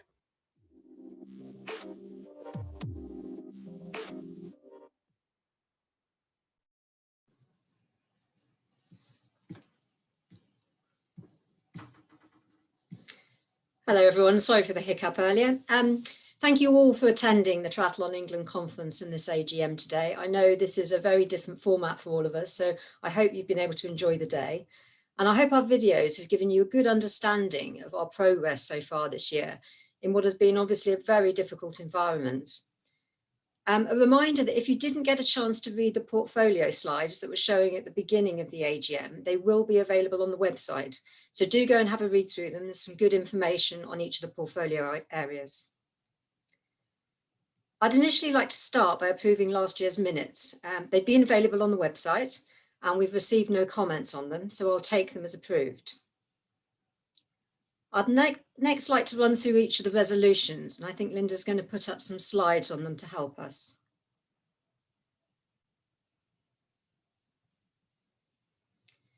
We had the voting open on the resolutions up until Thursday lunchtime this week, so all the votes have now been counted. As we run through each of these, if you have any questions, do put them in the Q&A box and we'll endeavour to answer as many of them as we can during Q&A. I'll run through each of the resolutions one at a time. So firstly to resolution 1. Resolution 1 was an amendment which was to enable us to have up to 12 members of the board, but by extending the numbers of NEDs and independent NEDs. The board felt this was important to ensure we had board representation and expertise covering a wide range of areas, while still remaining compliant with the Sports Governance Code. I'm pleased to say that this resolution was passed by over 75% of the members voting. Next to resolution 2. The board couldn't envisage a scenario where we would wish to deny members that are clubs a vote at an AGM. So we felt that this sentence should be removed from clause 79. This resolution has also been passed by over 75% of the members voting. Finally, to resolution 3. This amendment was to summarise the need for 3 directors to be appointed from the council, but with the focus on being the best person from the council, not necessarily limiting the pool of candidates at any given time to one region, where we may not have members willing or able in some circumstances to take on the board role. This resolution has not been passed by the members at this time, but I would like to say that the council's vote and voice on the board is very important for us. We still believe this point is important for the future, and I'd like to reach out to anyone who felt this was a resolution they couldn't support to help us understand a bit more about why not and the sorts of things we can think about for the future. So do feel free to contact either myself or Jamie, and would love to hear your views. Finally, I'd like to thank Duncan Hoff for all his time, energy and support that he has given as a Triathlon England board member. Duncan is stepping down in his position at this AGM, but will remain in an advisory capacity to ensure a smooth handover. Duncan, I'm glad you'll be remaining working with us for a while. It's been a pleasure working with you, and thank you for all of your help. I'd also like to welcome our newest member of our board, Karen Rothery. She joins us as Independent Non-Exec Director of Events and Participation going forward for the next year, and brings with her a wealth of sporting experience. Really looking forward to working with Karen. Do watch out on our social media channels for more information on Karen in due course. I'd now like to close the formal part of the AGM so that we can hand over to Q&A and invite all of the Triathlon England Management Board members back to join the panel and answer as many of your questions as possible.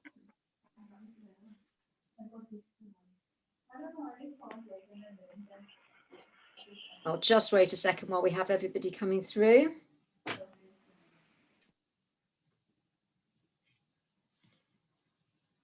We've had a lot of good questions coming through, so we'll try and work through as many of them as possible.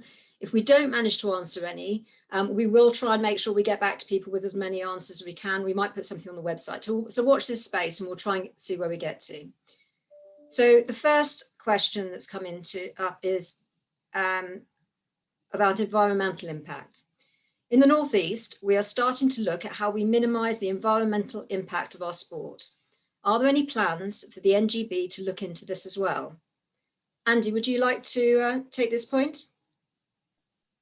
Yeah, thanks, Debbie. Hi, everybody. Yeah, I think first of all, this is something that the whole sport is really concerned about. You know, triathlon is a sport that does travel a lot and leaves a large carbon footprint.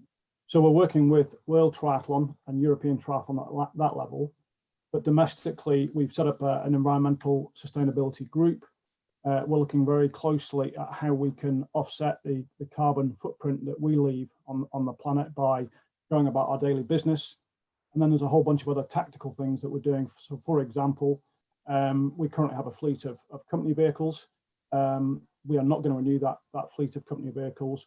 And we're going to, if you like, disincentivize staff to get in a car and to drive. We're going to incentivize them to, when we eventually get back to some kind of normality, to travel in much more environmentally friendly ways. So there's a whole bunch of stuff that we're doing tactically.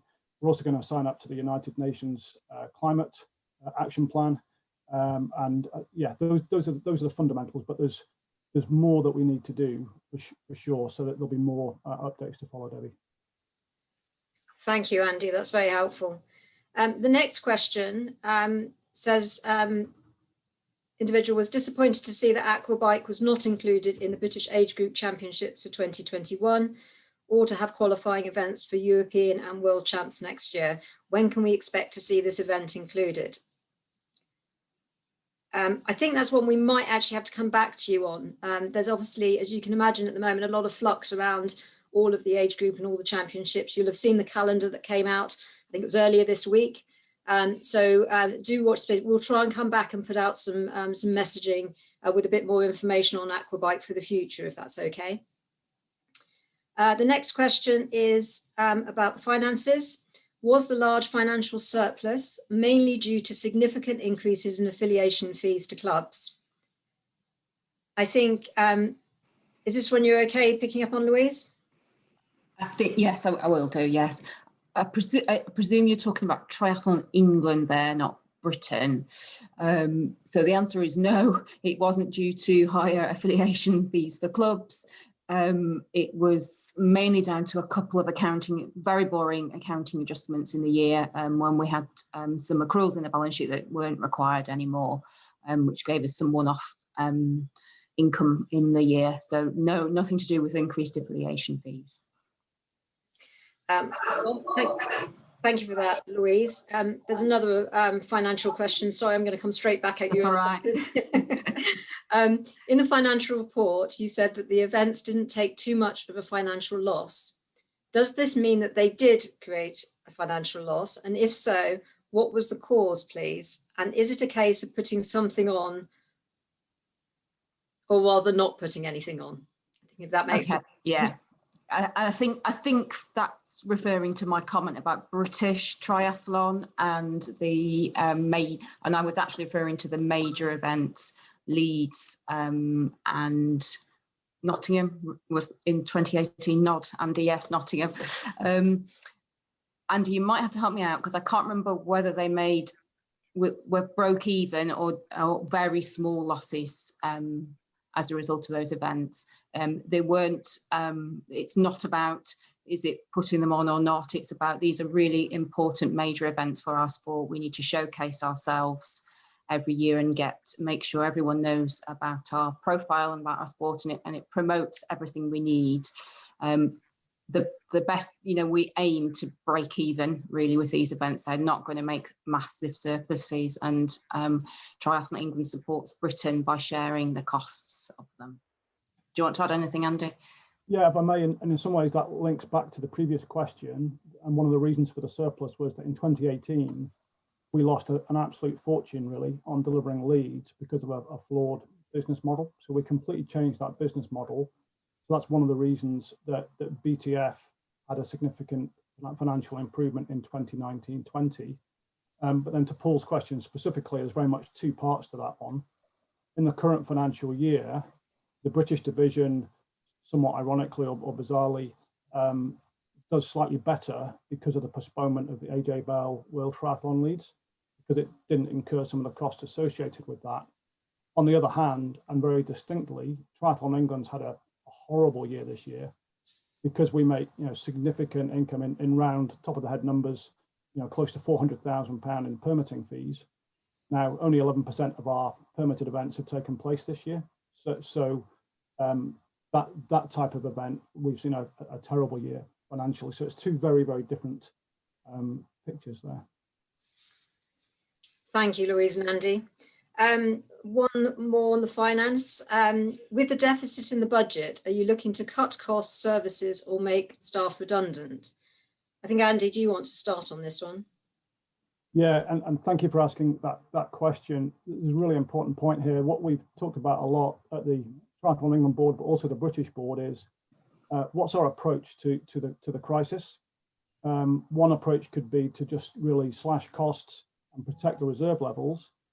But another approach, and the one that we've taken, is to say that actually before COVID came along, we were on a very positive 5-year projection. We'd produced 5-year budgets. They were looking really, really healthy, and were enabling us to make surpluses to reinvest back into the sport. So COVID has changed all of that. But we believe that despite all of the challenges of COVID and the loss of permitting income that I've just talked about, we can return to that growth projection in the midterm. None of us know exactly when that's going to be. So what we've done is try to take a really positive mindset to it. So yes, of course, we've made cuts. Some of them have happened naturally. Clearly things like expenses, investment into leads, as I've just mentioned, didn't happen. And so there's some natural reductions to cost there. But what we've just done, and actually haven't quite finished the process, is we have sadly placed 4 people at risk of redundancy, or 4 positions at risk of redundancy. We're just working through the consultation process with some of those individuals still. But the important point is we haven't made those positions redundant to save money. We've made them redundant to create resource, to invest in what I call the front foot approach to COVID. So for example, you might have seen on our website, we're advertising a position at the moment. There's probably going to be another 1 or 2 positions in the next week or so. Those positions are related to our approach to, for example, do more to create digital opportunities for our members and participants. Another area of focus is open water swimming. We want to do better. We want to do more to identify accredited, safe open water swimming venues and encourage more people to share what I guess most of the people on this call already know, that open water swimming can be a fantastic experience and of course is critical to the growth of our sport. So I realise I'm prattling on a bit now, Debbie, so I'll just stop there. Don't worry, that's really helpful. Thank you, Andy. The next question has come in asking coaches that are currently on courses and should be finishing in October, what is happening with those coaching courses? Duncan, is this one you're able to pick up, or should Andy pick this one up? I'm happy to pick it up. Obviously, it's not really my portfolio, but yeah, more than happy to pick it up. Basically, they're looking to finish them off, venues for pending. The big problem we have at present is just actually finding facilities which are open due to COVID to allow us to do those, but the desire and the will is most definitely there. And you know, praise to the coaching team. What they have actually done as well is move to the alternative platform of using Zoom and media like that to bring the courses through to everybody. So yes, they are happening, but obviously in a different format than we've known in the past. That's helpful. Thank you, Duncan. And the next one will be for you and Andy as well, which is what can Triathlon England do to enable more para triathletes to participate in the sport? Yeah, I think it's like all things, it's looking for ideas, working with event organisers and people coming in with ideas and pathways that they would like to try. You know, one of the things we discussed this morning on the workshop was, you know, electronic bikes, you know, or e-bikes. You know, that's a great opportunity for people to come into the sport, who perhaps don't have the sort of, you know, the capability to be able to cycle normally, etc. So yeah, all these things are all being looked at. It's really looking down to working with event organisers and people who want to actually drive that forward. But the desire's there, it's just looking for the platforms. Thank you, Duncan. The next question's, what can TE offer to clubs to help get more children involved in the sport from a wider variety of backgrounds? Who would like to pick up this question? This might be thrown open to Jamie and Duncan otherwise. You know, I'm happy to take a stab at this one. Yeah, I would say there's actually a lot of very positive work going on through the regions with the regional programme managers to get this up and running. Yeah, there's been some really good programmes.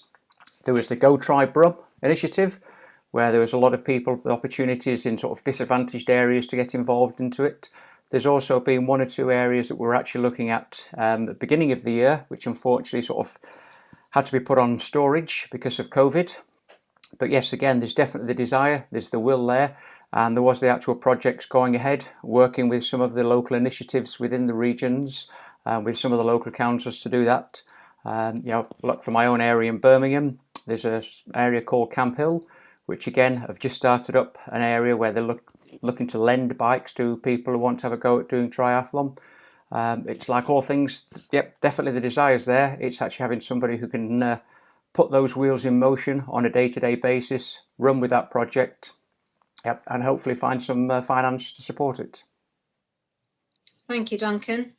The next question is, could Triathlon England move to an electric fleet and rent electric motorbikes for races? I think this is one for you, Andy. Yeah, on the fleet, well, we're not going to have a fleet, but we will replace that with car allowances for those eligible staff members. And in that programme, there will be an incentive. There'll be 2 levels of incentive. One's based on carbon emissions if somebody goes for a petrol car, but there'll be an additional incentive for somebody to go for a completely electric car. So yes, on the bikes and at the events, I think definitely that's on the radar and yeah, something we'd love to be able to do. But of course we've got to be able to service the race and allow the motto officials to do what they need to do. Thank you, Andy. I've got one more for you as well, which is a bit more of a wider question here. What do you think the future of triathlon in esports environment is? Yeah, great question. I'm going to hold my hand up. I really don't know. I think I'm one of those. I'm much older than I look, and you know, I'm not totally absorbed by the whole concept of esports. I'm a bit traditional about my concept of swim, bike, run is that you know, swim in a pool or piece of open water, and then you go outside and you ride a bike and you run. But of course, it would be ridiculous to put our head in the sand and pretend that something incredible wasn't happening across the world with esports. So it's something we'll keep an eye on. But you know, one of the beauties and difficulties of a job like this is when you've got finite resources, is to decide where to allocate your focus and where to allocate your resources. And if I'm putting myself on the spot right now, I would say that's not anywhere near our top of our priority list. I don't know whether Abby might have a comment or two to that, maybe. Oh, didn't. Can you hear me? Yeah, we can hear you now. Perfect. Okay, perfect. That's a really good question, and something which, you know, we thought about quite a bit, even from a you know, from a commercial standpoint as well. And you know, the idea, I guess, in the future might be to kind of partner up better with you know, some of the players already big in this space, you know, the likes of ESPN, etc.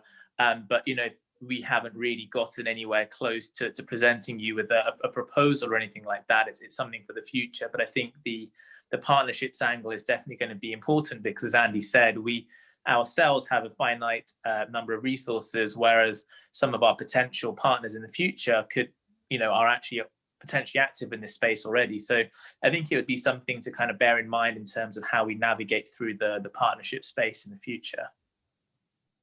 Thank you, Avi. I've certainly enjoyed watching many of our elite triathletes racing on Zoom, and it's been quite a surprise to see so much of that on the mainstream television. So I think there'll certainly be more to come. And as individual athletes, being able to do duathlon virtually has been a great thing during lockdown. So hopefully many more of you can have a go at it if you haven't already. The next question is one that actually will be facing a lot of clubs at the moment. So the question is, my club has struggled to get back to regular training activities at venues because of the pandemic. What support is available to help us get going again?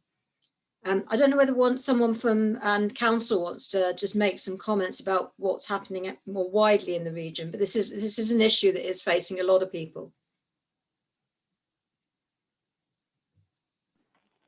Yeah, I suppose it's very localized, because you have some events or areas where some swimming pools are reopening and some swimming pools not, some other facilities opening and others not.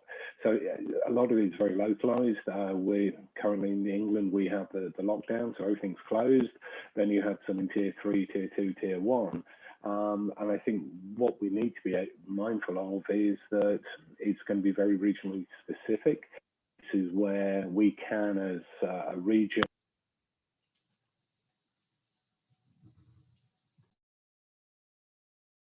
or similar areas that we can utilise and signpost those. So the first port of call would be to the regional managers with Triathlon England, or to your regional committee through the club chairs forum, our social media presence, asking for help. Thank you for that, Jamie. I'd echo that point. I say, you know, do reach out to your regional committee. And I know a number of the regional groups are bringing the clubs together to share experiences, sometimes share resources or coaches. So I think in these times, if our clubs can share ideas with each other, that will help all clubs being able to get back off the ground again once we hopefully move through into next year and find a new way of working. So thank you for that question. Could I just elaborate on that a little bit? Because there are many strands, I think, to the answer to this question. I agree with everything that Jamie's just said, but of course, what we also need is for facility operators, for local authorities to understand the risks associated, or should I say the lack of risk associated with swim, bike, run. So there are campaigns out there. There are ways for every individual to lobby their local MP, to sign petitions. I'm sure everybody's seen it on social media. So, you know, all of those efforts really help.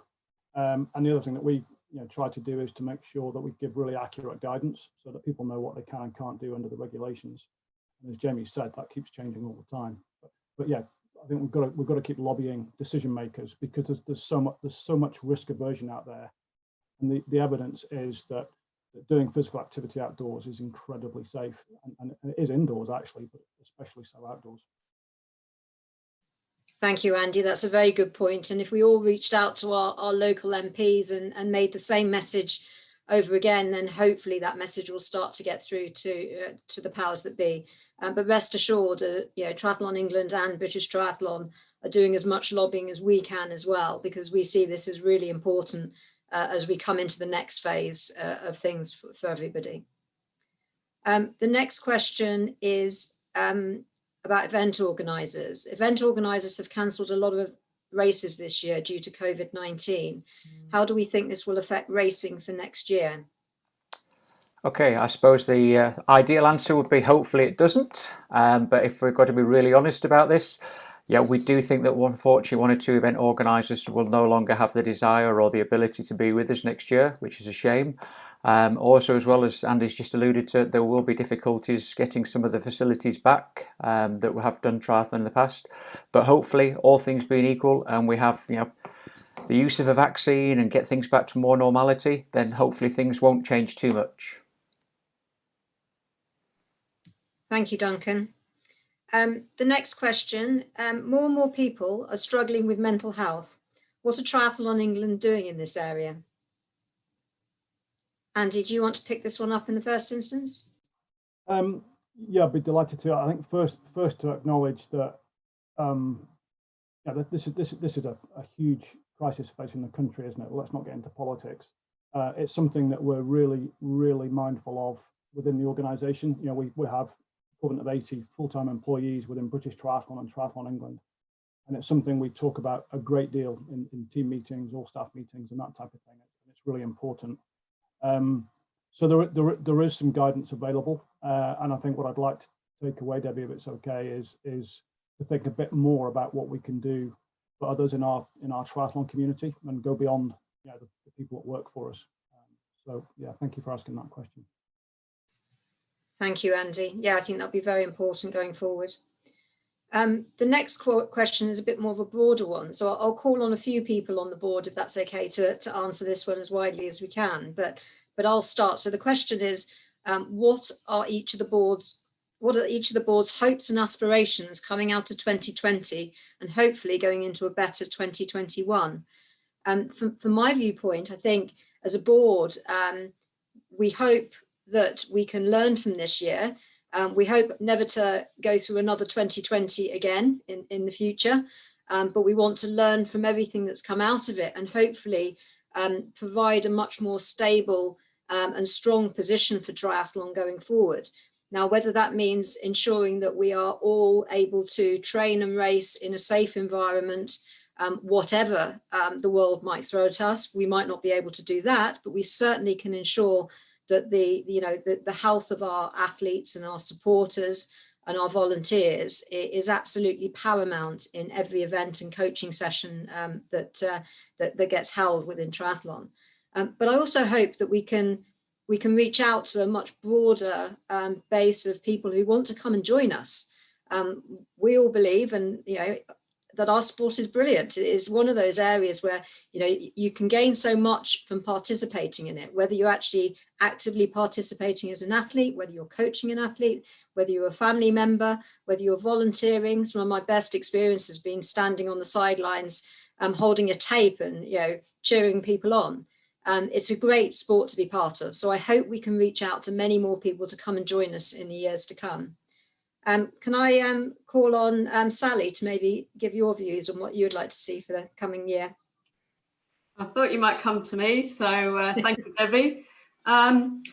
Look, it's as everyone said, and we all know, it's a really, really tricky year, and particularly for membership. But membership proposition is underpinned by 3 words: supported, connected, and protected. And that is a really good value proposition for us, for members moving forward. I think I've seen some real success in our retention numbers as we're starting to come out of the the big challenges of COVID, hopefully. Hitting 88% is phenomenal.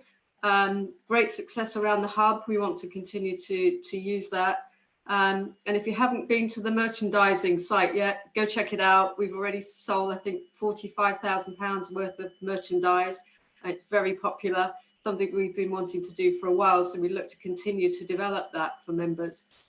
And I think as Debbie alluded to, it's very important for membership to develop a suite of products that adds value to everybody coming into the sport and through their journey in triathlon, wherever you are in that journey, that there is product that is relevant and adds value to you wherever you are in that journey. We've got a big target that we want to hit. There's a number of things that we need to do that, so we'll continue to move on that journey.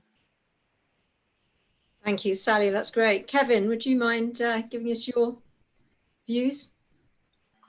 Sure. I think in the talent area especially, it would be great if we can get those talented athletes back racing in a safe way and fulfilling their potential. We want to look at how we can support those athletes in their daily training environments, wherever that may be, and kind of, I guess, shift back from the virtual world we live in at the minute back to physical training environments and support there. And hopefully COVID allows that, or the potential vaccines and everything that hopefully is coming our way allows that to happen sooner rather than later. Thank you, Kevin. Sarah, would you mind sharing your thoughts?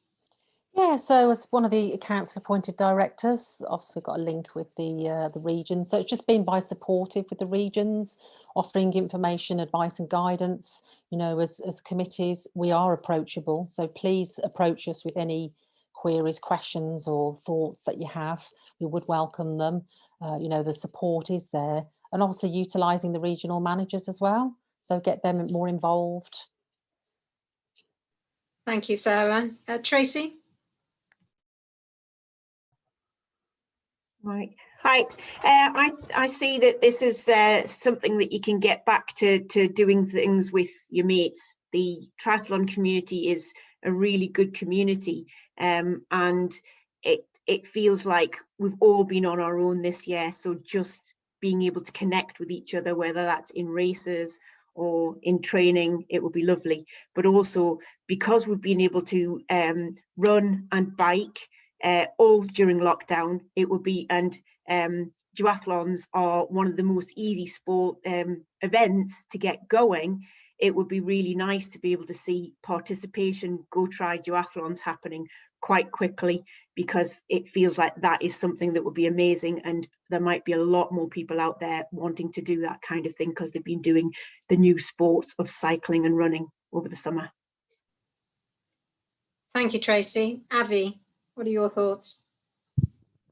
So yeah, I echo kind of a lot of the things that you guys have said, and I want to just basically pick up on, I think actually it might be the next question, so maybe this sort of half answers it as well. But I think, you know, someone made a really good point about finding new ways of enabling people to enjoy the sport. So for example, we had the Leeds Virtual Triathlon this year, which I thought was, you know, a massive success really, and people who would never otherwise have you know, taken part in a triathlon physically were able to do it just because it suited their lifestyle, or because it was cheaper to enter, or because the barrier to entry was just reduced. So, you know, I think we've demonstrated that we can be very innovative and creative in order to you know, get around the obstacles that we face this year. And I think I'm looking forward to kind of have that type of thing continue. And you know, were we to have kind of future virtual races or ways in which kind of, you know, members of our community can engage with each other, even if they can't physically race necessarily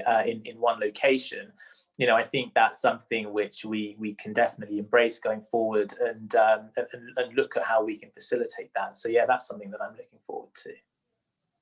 Thank you, Avi. Halima. Thanks, Debbie. I suppose mine kind of echoes a little bit from what Tracy was saying. Is for me, it would be great to see, we've seen so many people during this pandemic get onto their bikes, go for runs, and it would be great as a sport if we can now be more representative of the communities that we're trying to serve as well. So if we can actually use this opportunity, well, through in a pandemic, take it as an opportunity to try and now engage with some of these diverse communities that we know are getting out there on their bikes and are going for a run, and convert them into members really and coming into Triathlon England. Thank you, Halima. Louise?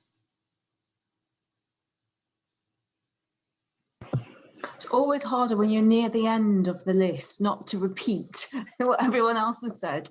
So I echo everything that everyone said. I mean, we've all had the most difficult of year. Most of you probably don't know, but I'm not a triathlete. I do a lot of running and I like the outdoors, but I don't do bike or swimming, and they still haven't persuaded me to. But I'm not going to promise that I'm going to do that next year. I think I'd like to be thinking about something other than worrying about the finances. We've got a really strong club atmosphere in triathlon. We've got a great governing body, and we've all spent far too much time having to have one eye on the finances this year because we weren't sure how many people were going to be members again. We knew we weren't going to have any events, and next year it'd be lovely just to start thinking about developing the sport and the athletes and the grassroots, and get Andy and the teams eyes and worries off the finances, and the more members we can retain, and thank you to, I mean, we are up to about 80%, 88% I think it was in October, retention, which is brilliant. The more we can retain, the better we can put our attentions to other things, because it helps with our financial situation.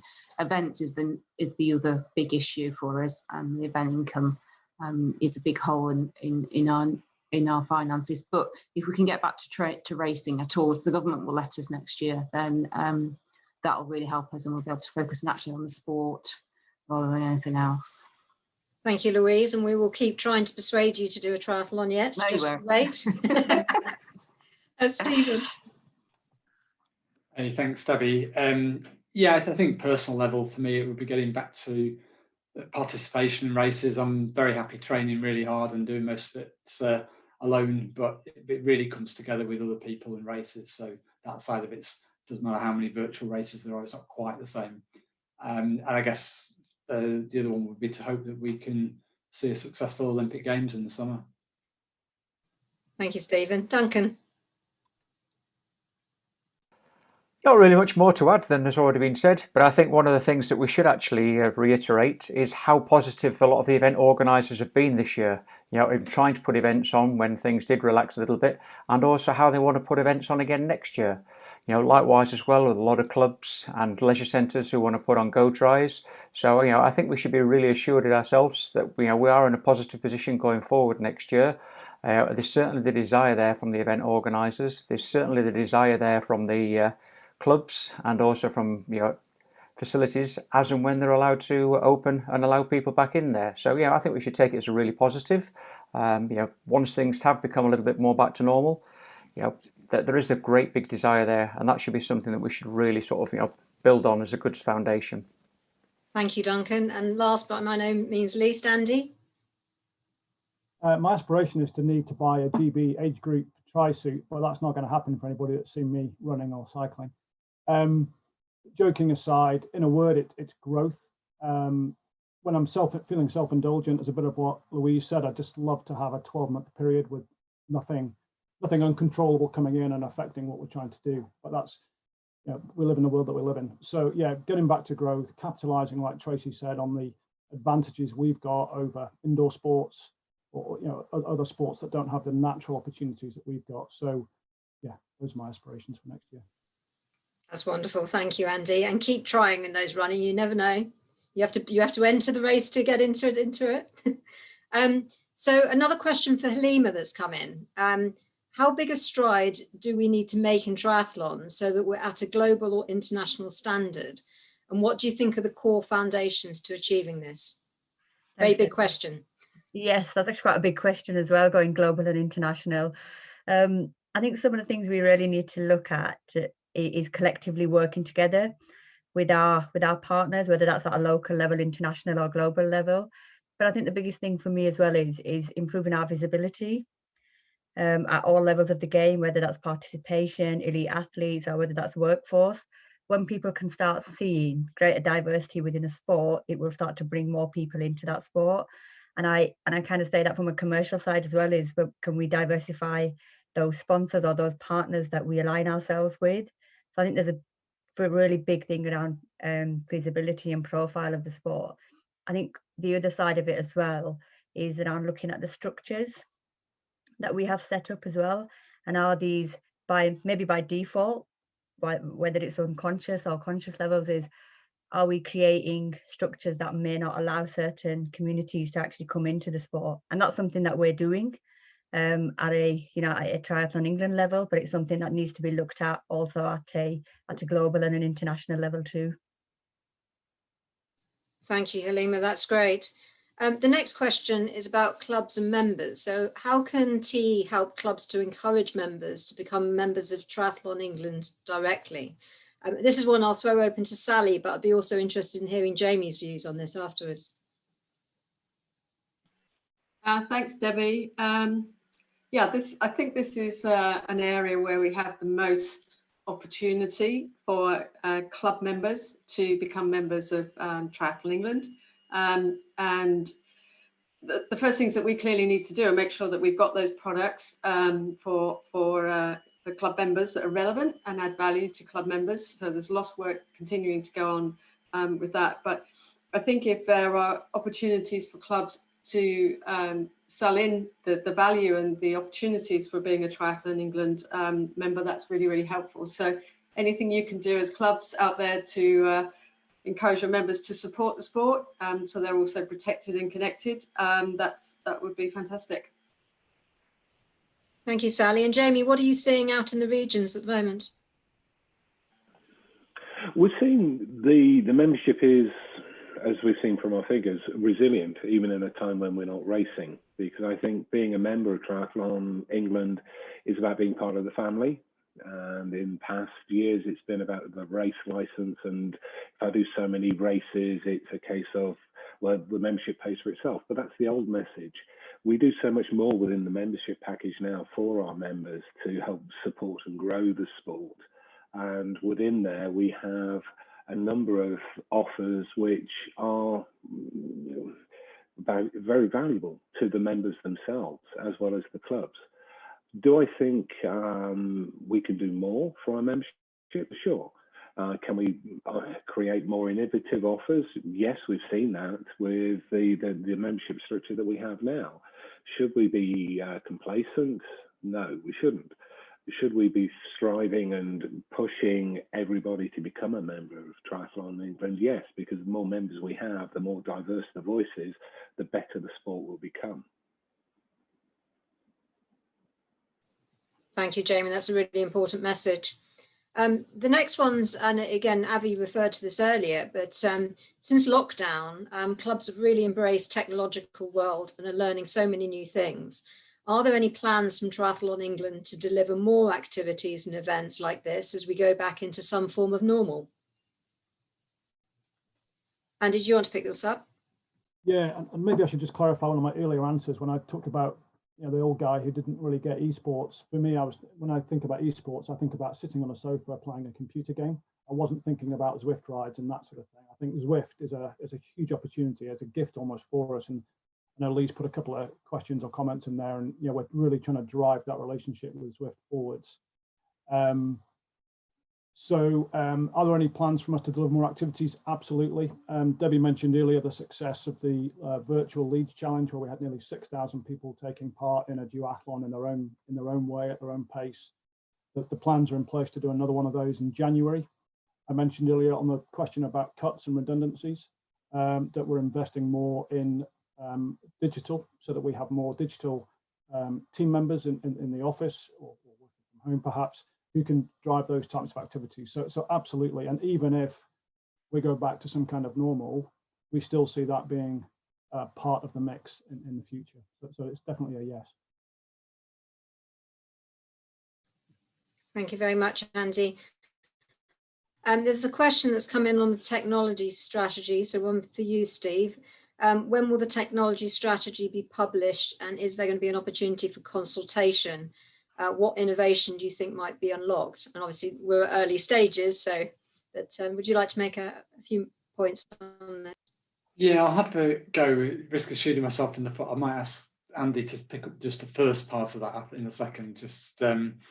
But I think fair to say that we're doing a lot of work for a number of reasons, to sort of really set up strong platforms. That I think number one is to support future membership growth. This is one of the main reasons we're doing it, to be able to accommodate, support, and add more value to the membership. Having got that, how do we add the value? There's undoubtedly some areas in terms of how we can unlock some of the data that we have, hopefully, certainly to help to drive broader participation, to encourage a broader set of members, and also to give some performance or to use the data that we have to help the membership. So there are some of the areas.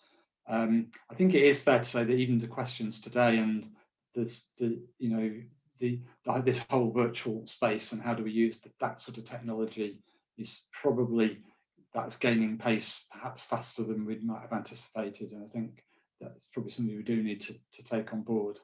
In terms of this publishing and the timing, then I don't know if you would like to say anything on that, Andy, or be cautious for now. Sure.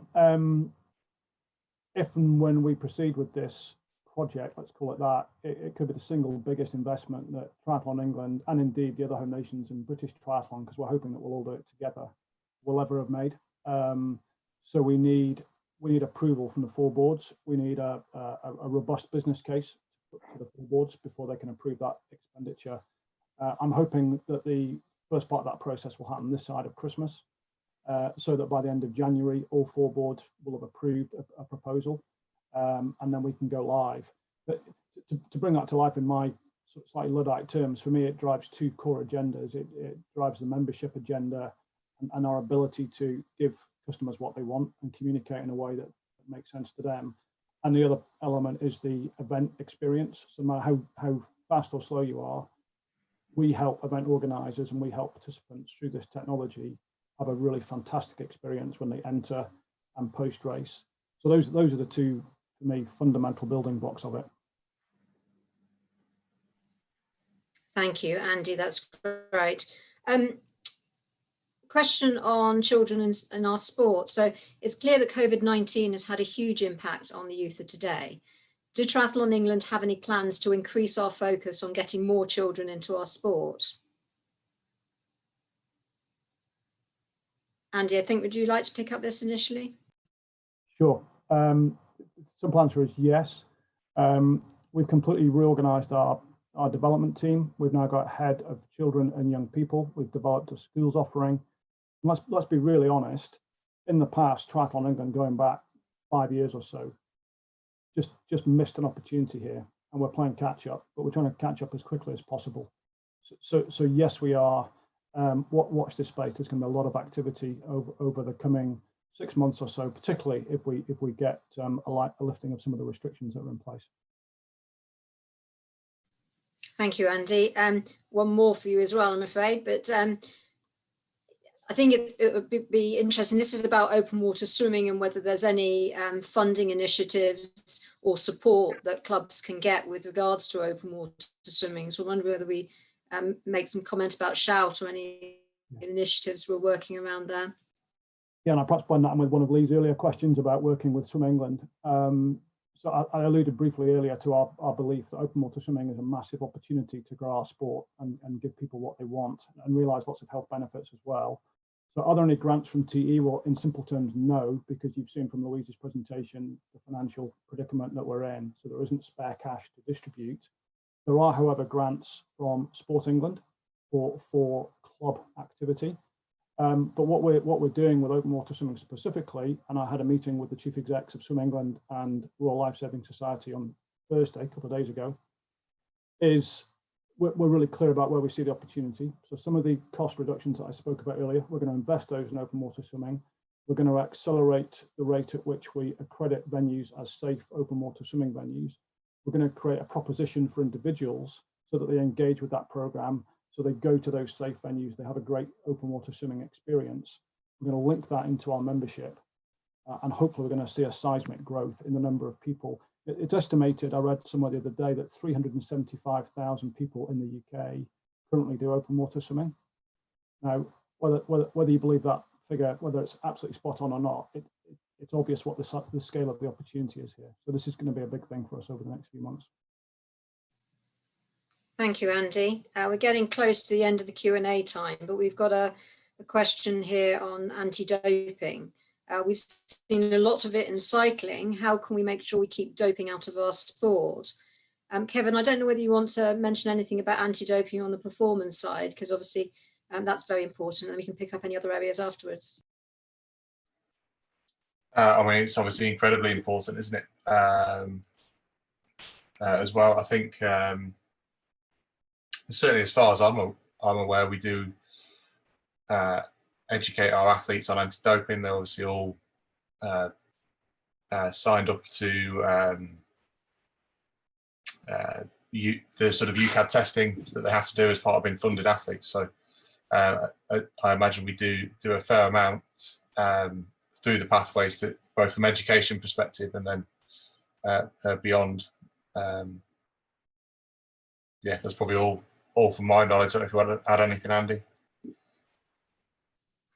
Yeah, I think it's just one of those plethora of things that we've got to do brilliantly, and we can never rest on our laurels. And yeah, you know, certainly in our performance side of our sport, we're very, very confident that we don't have any issues. We don't have a culture of issues, but there are issues in the sport as a whole. Of course, there are. It would be naive to pretend otherwise.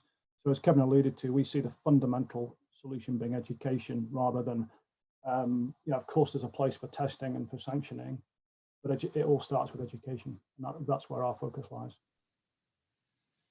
Thank you, Andy. I absolutely agree. I think the more that we can educate all of our triathletes at all levels of our sport, from grassroots upwards, then hopefully we can start to kick doping out of our sport. And hopefully those that come into our sport never get embroiled in it. I've certainly been very pleased to see the increase in testing at an age group level, for example, at the kind of, you know, the events that I've been part of, because it just gives you a little bit more comfort that we're all on the same, we're all playing in the same field. And I've certainly been very proud of the GB team who have all come through all of that. And I think the more we can all speak out against it, the better as well. So it needs to go all the way through our sport. I think that is the end of all the questions that have come in. There's one or two that we've answered directly. Apologies if I've missed any. I'm trying to scroll through a screen on the side here. So if we have missed anything, again, do reach out to us. We'd be happy to answer questions. As Jamie, Sarah, Tracy have all said, the council are there, the regions are there to help you. And myself as chair, Andy as CEO, will also answer any questions you need at any point. So we'll now be handing over for a short comfort break, and then afterwards we will have a wonderful Q&A with Sophie Caldwell and Andy Lewis, hosted by Sky Sports presenter Kate Mason. Thank you.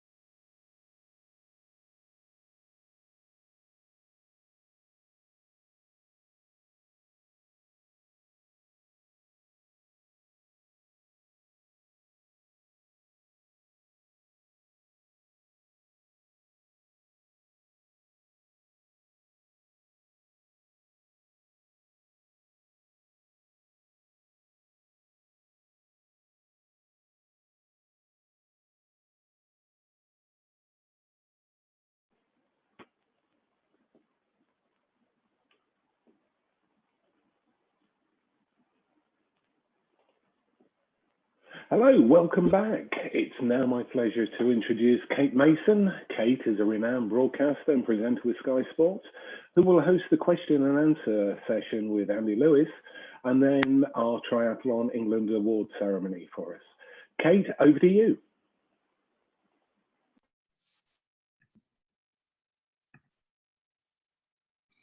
Lovely stuff. Fingers crossed you can all see me and hear me.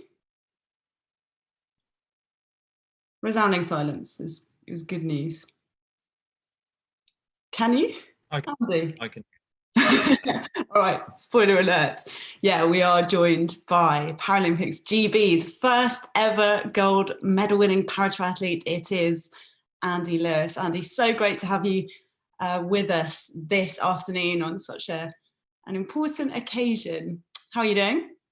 Not bad, not bad. I'm just trying to hide my Pablo Escobar moustache here from Movember. I don't know if you can see my attempt at sort of, I don't know whether it's a Pablo Escobar or whether it's a Freddie Mercury, to be honest. I don't know which one I prefer, but yeah, don't give me any stick over it. All right, I'm trying to help Movember and I'm trying to do my part. So here we go. I'm actually quite taken by it, Andy. I've seen some much less impressive displays, and I'm sure everyone back home is enjoying it too. But unfortunately, they can't say, so they're all on mute. We just wanted to have a bit of a chat about what you've been up to recently, and also just your memories of competing in triathlon as we celebrate some of the other big fans of the sport this afternoon. Can you tell us, to start off with, how you first got into the sport, and perhaps tell us a bit about someone who really supported you in your journey? Okay, so I think it's probably I mean, I know she's in this call now, so she's probably going to feel a bit embarrassed and she probably can't say anything because she's on mute. But there's a lady within the participants here called Beck Stubbins, and I think for me, when I look at how I actually got into it, it was on a bit of a whim that I went to the Stoke Mandeville Stadium to take part in one of the games that Limb Power put on for para athletes. And while I was there, Arctic won, which is a fantastic charity that is very passionate about triathlon. I think they deserve more recognition and support than they actually get, to be honest. But well, I suppose they practically threw me in the pool in a nice way. And I was there doing some athletic stuff, and they said, you want to do that? Come and have a go at triathlon. I was like, hang on a minute. I've just got this running leg. I'm trying to learn to do one thing. 3 things is going to be a bit difficult. But yeah, they got me in the pool and I nearly drowned. And then she quickly got me back out and said, right, okay, I think we need to teach you to swim. Because it's very difficult as an amputee, the imbalance in the water, obviously not having the leg and the rotation. My rotation is, with the leg that I have got left, is better the one way than it is to the other. So yeah, it sort of stemmed from there really, and it was a case of Bex would write me a plan. She would give me some idea of what to do. I would then drive down to Chesham, where the charity is based, and practically go down there every week, and they would help me learn to swim. And then it just slowly but surely, I started then getting involved with the British Triathlon talent program. And Alistair Donaldson, who's then one of the coaches there, and the talent manager, he sort of, which was at duathlon I did at Rockingham race circuit. So I did that there, and then after that I just did more and more triathlons, very, very small, and sort of built it up from there. But yeah, it was interesting because I get asked that question quite a bit. Oh, you must have been doing this for years, and you must have been, doing this, that, and whatever. And it wasn't. It was a case of practically getting thrown in the pool and then learning to swim and actually enjoying the fact, because I suffer with ADHD, which was diagnosed quite late in life for me, and wasn't diagnosed at school. I am obviously very active, but I also need to have a routine and a program. And triathlon has actually helped me a lot to understand that more and develop that. But yeah, so when they obviously wrote me a program and everything else, I thought to myself, well, why do one sport when I can do three? And if I ever got bored of swimming, I'd go for a run. If I ever got bored of running, I'd go for a ride. So I had plenty of opportunity really to sort of get involved in it. That's a brilliant way of looking at it, actually, Andy, and that makes a lot of sense to me as well, thinking about, okay, let's get a bit of difference in my training straight from the off. That's really interesting. Yeah. Is that what you would recommend to anyone else with a disability who is looking to get more active? Just find someone who's got something they're passionate about who can help you, maybe? Thing is, Kate, I tell them to have a go at anything and everything, because the fact of the matter is you can get stuck in a rut where you're just focusing on one sport. And I'm actually coaching a lad at the moment who is an amazing, he's got ADHD, he's only 15, and he's an amazing mountain bike. He's just fantastic. And he's just got a sponsorship deal actually, so we're very happy about that. But he's got ADHD, and he gets to the point where he gets bored of it at times. So I'm taking him out on the trails, and now I've managed to get him to do stuff on the road, because it's just about doing different things and variety things for him. And if the pool was open, I'd drag him in the pool as well. I don't want him necessarily to become a triathlete, because his passion is mountain biking. But I know that he needs a variety of things. So I think if a disabled person come to me, or let's just say a para athlete came to me and they wanted to get involved in sport, I would literally first of all say, okay, tell me a little bit about what you've already done.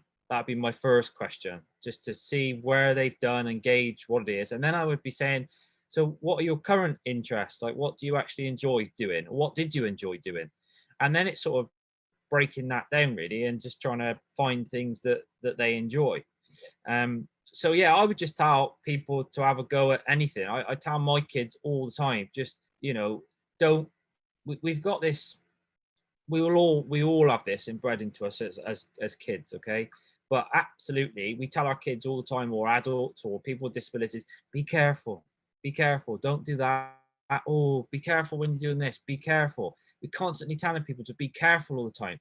And actually, we should be allowing people to fly the nest. We should be allowing people to take risks. We should be allowing people to, my kids all the time, if they go and do something, I just let them crack on with it. I mean, my little boy's into motocross.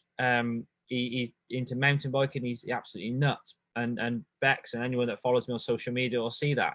But I never say to him, as much as I love him and I want anything to happen to him, I never say to him or anyone else that I would be helping, saying, oh, be careful, or don't do that, don't try that. Because as we all know, we learn from our mistakes, and we learn when we take risks.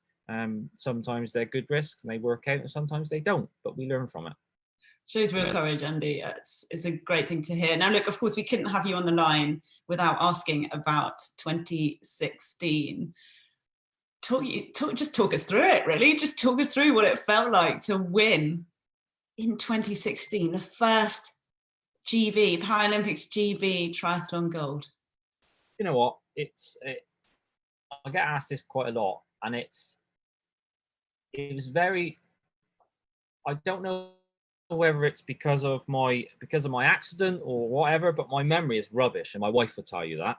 I sometimes use it as a bit of an excuse, but it is rubbish. But when I actually look back at those moments, I think the only real thing that I remember, there's a few major bits, but the one bit I remember is running down that finish line, looking over my shoulder, and if you watch the feed that's on Channel 4 and it's on YouTube, you see me running down that finish line, and I look back over my shoulder, as we all do, to see who was there, and there was nobody there.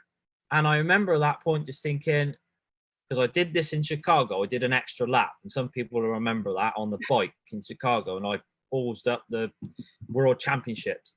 And I was running down the finish line, and I had to literally just keep looking back over my shoulder, because I was thinking, hang on a minute, have I done enough laps? Am I in the right, the right finish area or whatever? But yeah, people would just keep going, go on. And it was absolutely incredible. And I remember just lifting that tape, and a relief that it was done. But a lot of people don't know this, Kate, but I nearly never got there, because it was probably only a couple of days before we flew down to Copacabana Beach that the pressure got to me, and the mental side of it got to me.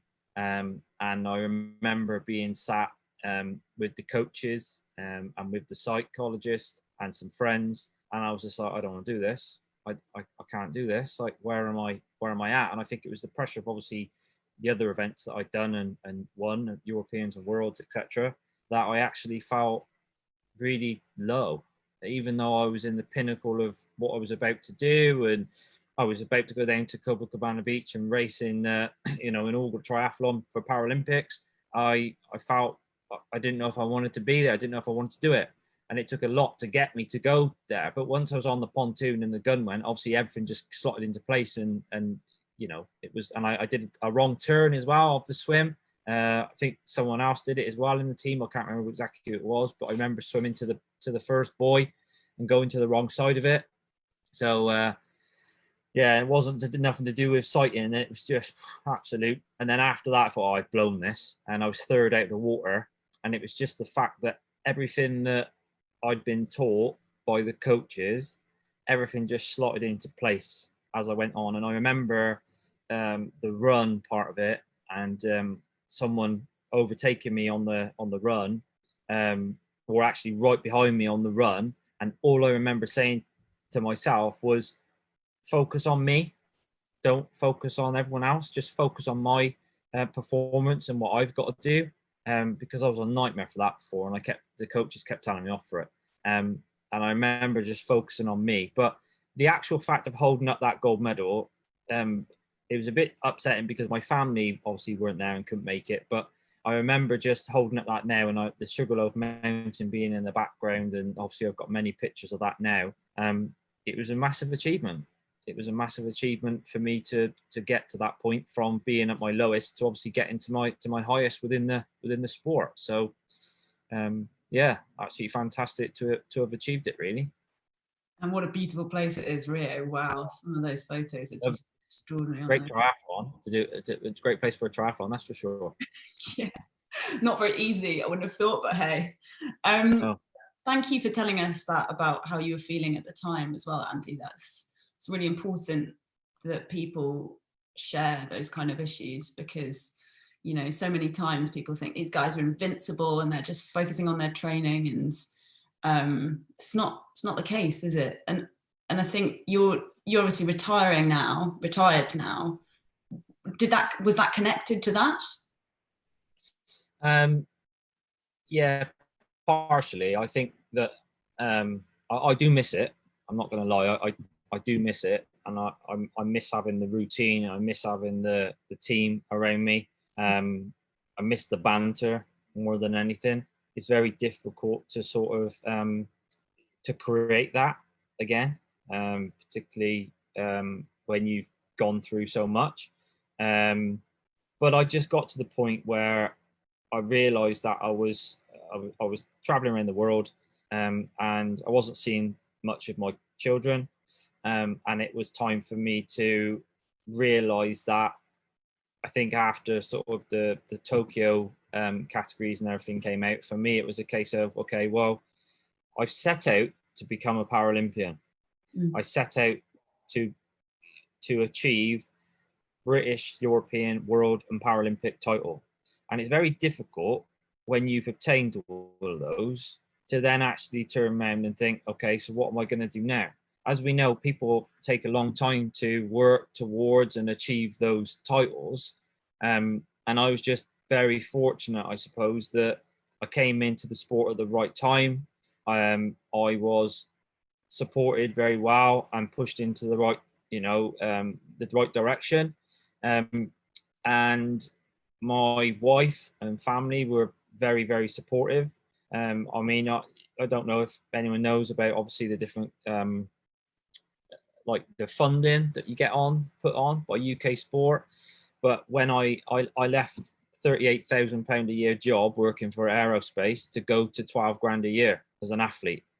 And my wife, I came home and told my wife that I was leaving Airbus to go and be an athlete for 12 grand a year, and she hit the roof. But that was probably another sort of say pressure, but another reason why I had to give it my absolute all, because I had told my family, look, you just got to trust me, just stick with me, just give me the time to go away and do what I've got to do, and I promise I will do my absolute best to come out of this and actually have achieved something.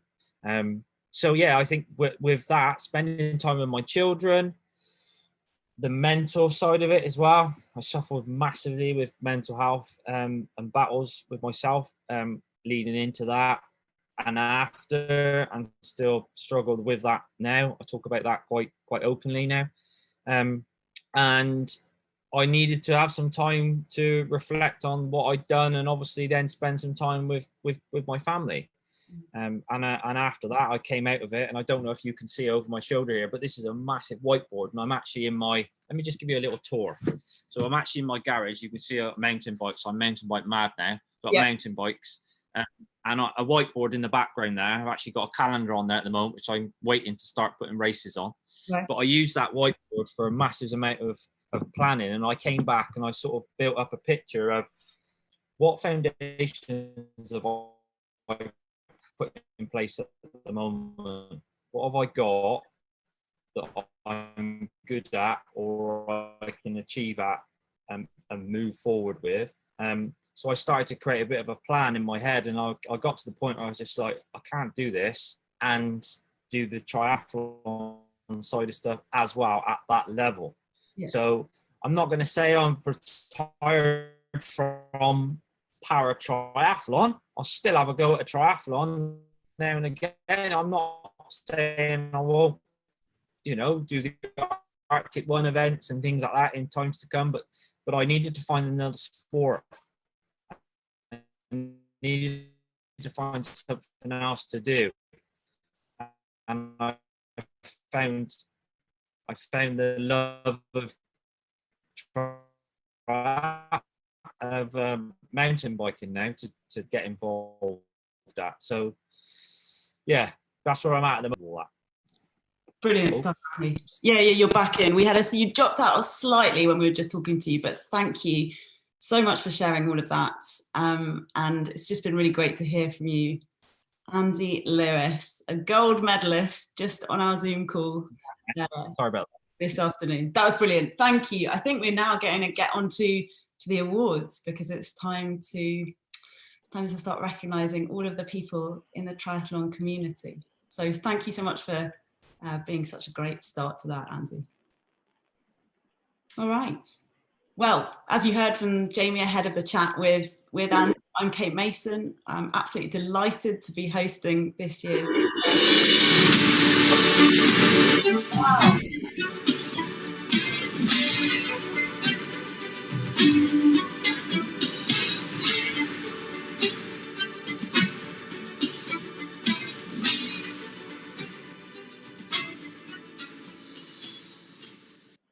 That is glorious. I apologize for speaking over the beginning of that absolute triumph of an opening. That was beautiful. Well done, guys.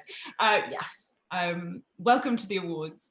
Thank you so much for having me along. I'm a presenter for Sky Sports. I host the Football Ramble, very much an amateur participant in triathlon myself, mainly limited to, Zwift and running quite slowly outdoors since March, but I've got such a huge respect for everyone involved in this most difficult of sports, basically.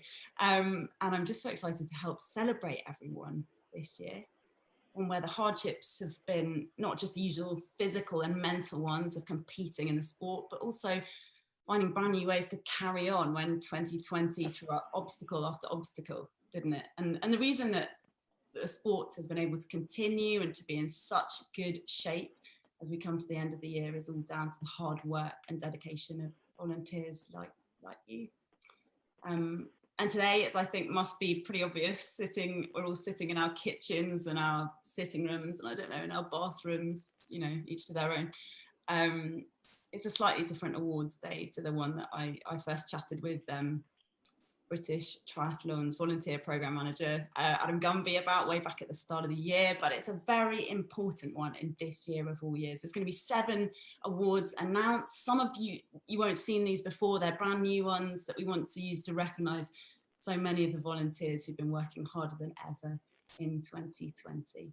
All year we've been hearing stories of fundraising for local and national charities, of virtual challenges, online yoga sessions, more Zoom quizzes, as I'm sure you'll have been aware than anyone thought possible within the triathlon community. And we want to recognise the lengths that you guys have all gone to maintain that sense of community that exists within this wonderful sport. So yeah, there's new categories to reflect the virtual activities, and you might not see some of the categories that you're used to as a result of the different opportunities that have been available this year. Just to quickly run down the categories, it is going to be, first of all, Virtual Coach of the Year, then Virtual Activity of the Year, Multi-Sport Event of the Year, Coach of the Year, and Volunteer of the Year, Club of the Year, and then kind of the pinnacle in many ways this year, it's going to be Key Worker of the Year. How have we got to the winners? Well, we had 611 nominations, absolutely brilliant, received across these 7 categories. Each nomination was putting the person up for the regional award in their area. The committee from each of the 10 English regions then reviewed the nominations, they got their regional winners. All of those were then put forward for the national awards, which are right here today. And then it was down to the Triathlon England awards panel to choose between all of these winners for the top 3 and then overall winner, which was, as I'm sure you'll be able to tell when you see some of the strength of all of the candidates, was a really, really hard task.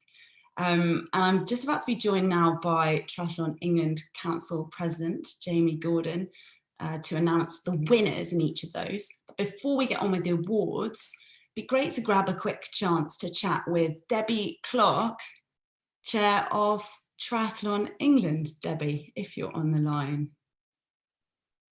right now, get yourself unmuted and come and join the party.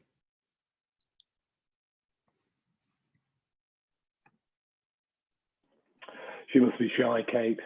Oh, she was here earlier. Do you want to act her? Hi. Oh, here we go. Debbie Clark is in the house. Technology going slowly today. Thank you, Kate. Oh, don't worry at all. It's so great to see you after only a few seconds. No one noticed. I'm drawing attention to it now. What am I doing? Yeah, of course, you were previously chair of the London Region Committee for Triathlon England, now chairing the committee for the whole of England. And great to just catch you for a few minutes before we start the awards proper, if you like. So Debbie, it's what, just over 10 years since you first started doing triathlons yourself? I imagine the pandemic wasn't going to stop you, was it? How have you been getting on with your own triathlon training? Yeah, it's been quite interesting. I think that's a strange word to use for the moment, but like many other triathletes, my 2020 year never really got started. So all the races I had were cancelled. I've been lucky in that most of my races have been rescheduled for 2021. So I've really treated this year as the best preparation I could possibly get for what I hope is going to be a great racing season next year. So I hope that, everything that I'm doing now, both virtually and out on the roads, will help translate into performance later. But I think without my triathlon club, the triathlon community, and obviously Zwift, I'd have found this year immensely difficult. But I think adding on things like strength and conditioning, yoga, they're all the things I never did properly before the pandemic, and now I've got the time to do them, so I can. Taking advantage of the opportunities, yeah. That's lovely to hear. I mean, these awards today obviously are recognising so many volunteers throughout the sport, and you talk about motivation that for some people took a hit during the pandemic, but really it seems as though some of these guys are just so dedicated, no matter, they've just seen this as an opportunity to demonstrate even more how important they are to the sport. I mean, how do you feel about this chance to recognise the volunteers and what they've done for the sport? It's absolutely amazing. And when we knew that we couldn't have a physical conference, the virtual conference was a must, because we have to celebrate our amazing volunteers. They're the heart and soul of our sport. Without their dedication, commitment, tenacity, the whole amazing volunteer community we have, our sport wouldn't function properly. So it's ever more important at regional level, whether people are coaches, officials, committee members, race marshals, timekeeper, parent, bike carrier, that's my husband usually. People's role in the triathlon family is so important. And this year more than ever, we really need to celebrate the success of our volunteers. And it has obviously been different this year. You know, it's hard, you don't want to keep going, you don't want to keep talking about the thing that's been making life so tricky with the pandemic. But in a sense, it highlights how incredible these people have been this year of all years to overcome these obstacles. Things being delivered. Sometimes people have been able to get out together, you know, in some of the hiatuses between things being completely cancelled. And sometimes people are doing what we're doing right now, chatting to each other on Zoom.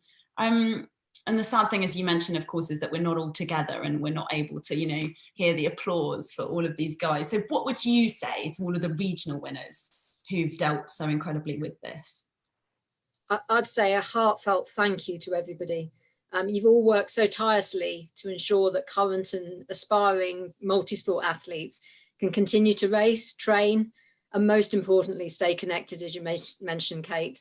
I think everything that all of our award winners, both our nominees and our winners, have done is really shown that whatever anything throws at them, they will continue to put in the effort and dedication for our sport, which is just amazing. Without them, we couldn't do what we do. So thank you. Lovely words, Debbie. Thank you so much for taking a moment to make us feel all warm inside. I think if anyone feels like I do after that, I can't wait to celebrate these guys. Thank you. Thank you. Bye. Yes, as you'll see on your screen, it is time. It's time. It's the moment for the awards. Before we start, just briefly, we're so sorry to say that we can't all be together and hear you all, but just, you know, feel free to cheer and shout in your homes. That's what I'm imagining in the back of my mind right now. And as you can see from the Q&A just then, and hopefully you can see on your screens, it just says the awards now. The top three and the winners are all going to appear on your screen, so you can follow along and make sure you haven't missed anybody if you find yourself needing to make a cup of tea, for example. Let's make a start, shall we? First category of the 2020 awards. And I am joined now, I hope, by Jamie Gordon, Triathlon England Council President, to announce this year's winners. Here he is. It's been a busy day for you, Jamie. It's been a very, very busy day, but it's been an enjoyable day. Yet another day in front of a Zoom and a webcam. But enough of what I do in my private life.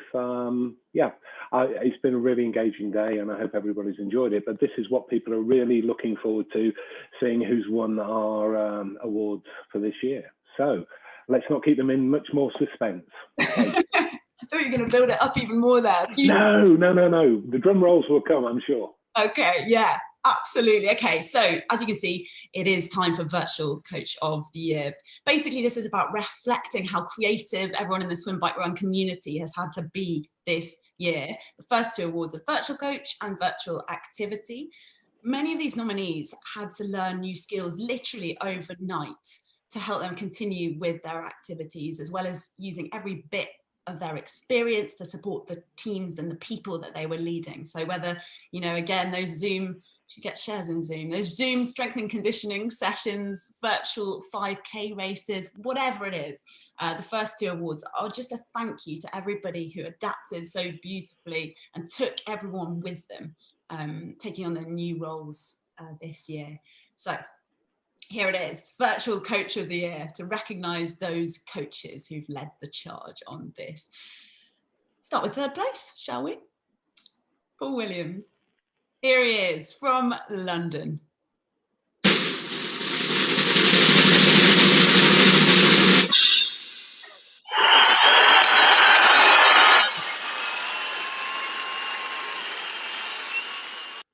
Love it. I thought I was going to have to provide my own sound effects. So, you know, I'm feeling pretty chilled as a result of this. Paul, huge congratulations. Paul only qualified as a coach at the beginning of the year. And then when the pandemic hit, he was keen to put his new skills and his qualification to good use. He started a 7-week running focus program, attracting 20 people to join. And he's working to help people across 3 very different ability levels, which is a tricky task, especially for a new coach. So congratulations, Paul, on your 3rd place in Virtual Coach of the Year.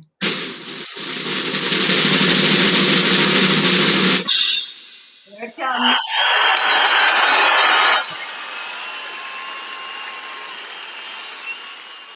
Who needs atmosphere? We brought it all to you.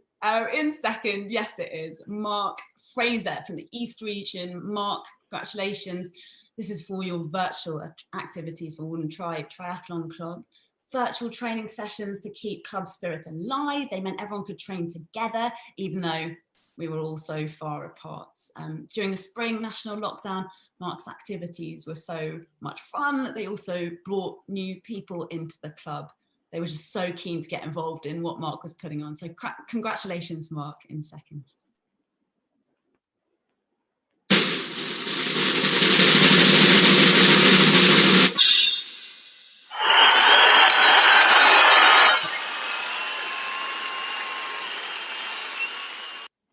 And our worthy winner, Colin. Colin's from the East Midlands and coaches at the Leicester Junior Triathlon Club.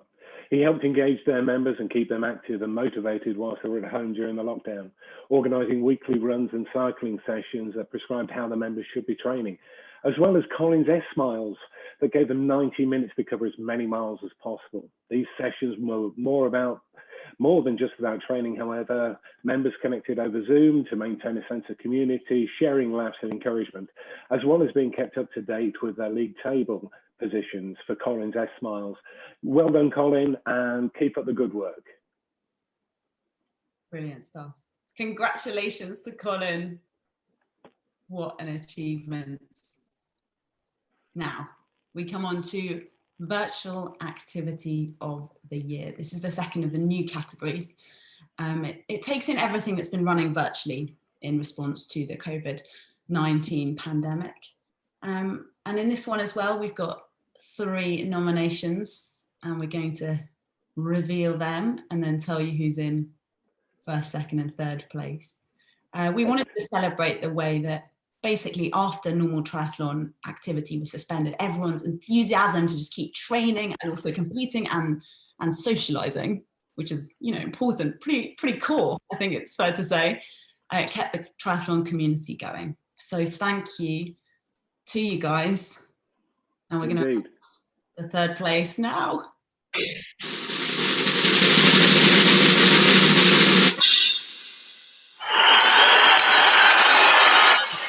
Kate, if I may, can I say a few words about this event?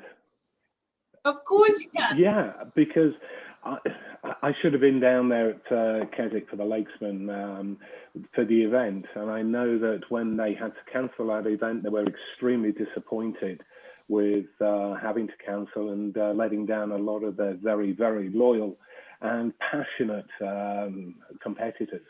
So what Marie and Phil did, they managed to put the Lakesman in lockdown on, which was a virtual event. They put together a fantastic event, which was very well supported. They posted out the trophies and gave everybody individual race numbers. And it was a cracking event. So well done and congratulations to the team of the Lakesman in lockdown. That is absolutely brilliant to hear. And something really special about still having your trophies at home, isn't it? Everyone wants to hand on those physical trophies. And, you know, hats off to them. They managed to put this on in very short order and they did a very good job and it was extremely well supported. So well done to the team at the Lakesman. Oh, huge. Right. So that is your third place. Here's second.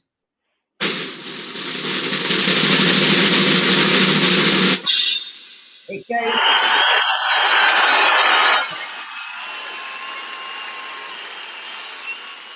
Oh, Lovely stuff. Yes, this goes to Nikki Dick for her daily lockdown videos. I'm sure many of you will have seen, as I have, on Facebook. Little videos picking up on the comical sides of the sport, shared in the beautiful Yorkshire surroundings of our farm, and also featuring some suggestions for training. So, you know, when people are saying you should limit your social media time, particularly at the moment, that was a great way to spend a bit of time on Facebook. Nikki, thank you and congratulations. And here's the winner.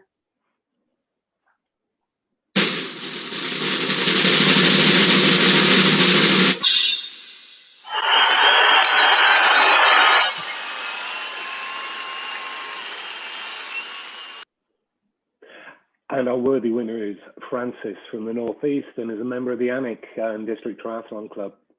He was inspired by the work of the Alnwick District Food Bank and so organised the club's 1,000 mile challenge to support them and to set club members the challenge of collectively swimming, biking and running over 1,000 miles over a weekend, and to raise money for the food bank at the same time. By the time the club totals were in, the final distance covered was a massive 2,384 miles, with enough money raised to provide over 400 food parcels. So Francis, a worthy winner of the virtual activity of the year for 2020. Oh, brilliant stuff. Congratulations, Francis.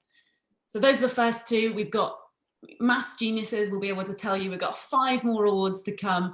But before that, I'm so excited to tell you we've got another special guest who's joining us. It is Sophie Caldwell, World Cup winner in Cagliari in 2019, part of the Great Britain team to take gold at the Accenture World Triathlon Mixed Relay in Nottingham. We've had questions submitted by lots of you already, so we've got plenty of great stuff to put to Sophie, and I'm going to do that for you right now because I can see her lighting up my screen. Hi Sophie, how's it going?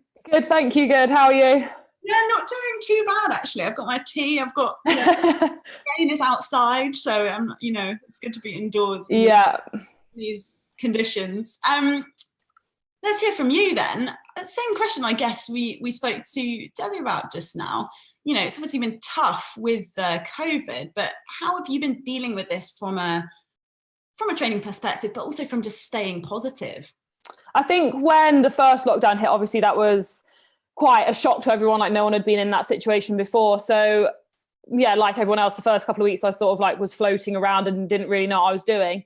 But once you kind of realize that you're going to be in this situation for a while, I kind of went back and spoke to my coach, and it was all about, you know, what can we still achieve in this time? You know, we can't race like we'd normally do. We can't, you know, we can't swim, things like that, but there's still things that can be achieved and things that can be improved. So we kind of sat down and decided what were the goals. Was it going to be a, you know, 5K time trial? Was it going to be some Zwift races? Was it, what was it going to do? What was going to keep me motivated and what was going to, keep me interested through that time? So that's kind of what we did in the first lockdown. And then in this lockdown, it's probably been a bit different. And as an elite athlete, it's not as bad for us as it was in the first one. Like we've still got access to swimming pools, which is great. And we can still train in pairs, you know, for cycling and running and stuff. So we've still been able to do some stuff as a group like we would normally. So it's definitely been easier mentally the second lockdown. But it's definitely been for us all about like, having small and achievable goals that you can kind of set through that time, which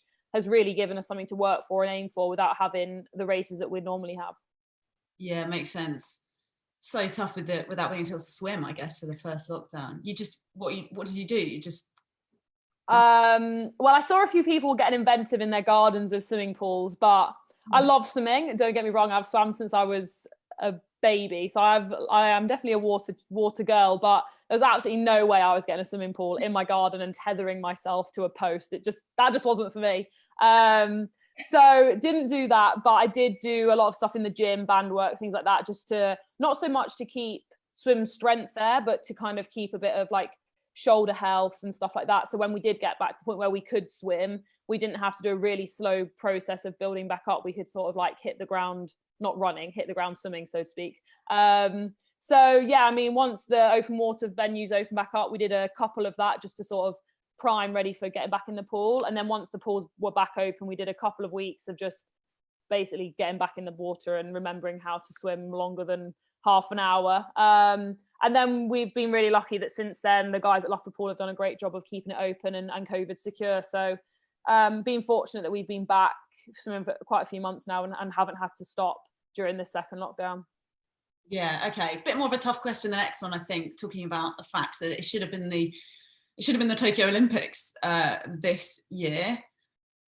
Let's talk about the Olympics generally. Perhaps some of your personal highlights from previous ones, just thinking about things you've really enjoyed seeing in the past and what you're thinking about looking ahead to the future. Well, 2 lots coming up.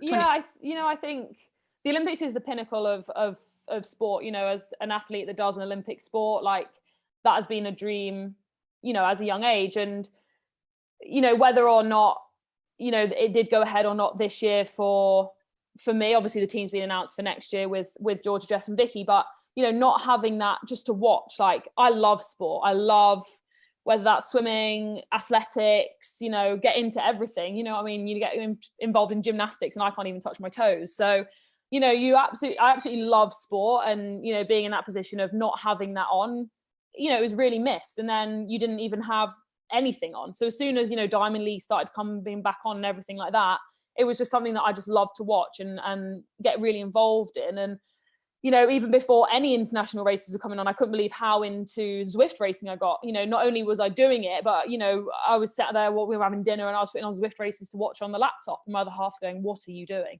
And it's like, I know this is ridiculous and I'm literally watching these little avatars cycle around, but I just love sport. So I think, you know, obviously athletes want to be there to compete, but for me, it was more the fact, like, you're missing this pinnacle of our sport to watch. Like, the best people have this 4-year building up. It's one day, one race or event, and you haven't got that. So yeah, it's been really hard, and hopefully, you know, like next year we can get back to normality for all races, you know, everything from domestic races, park runs, everything like that, all the way up to the Olympic Games. I think it's a massive spectrum of races that everyone has missed. You know what I mean? I've got family and friends that do park runs and friends that will be going to the Olympics next year, and, you know, that massive spectrum of everything in between as well. It's difficult not having that on for myself and for people that I know as well.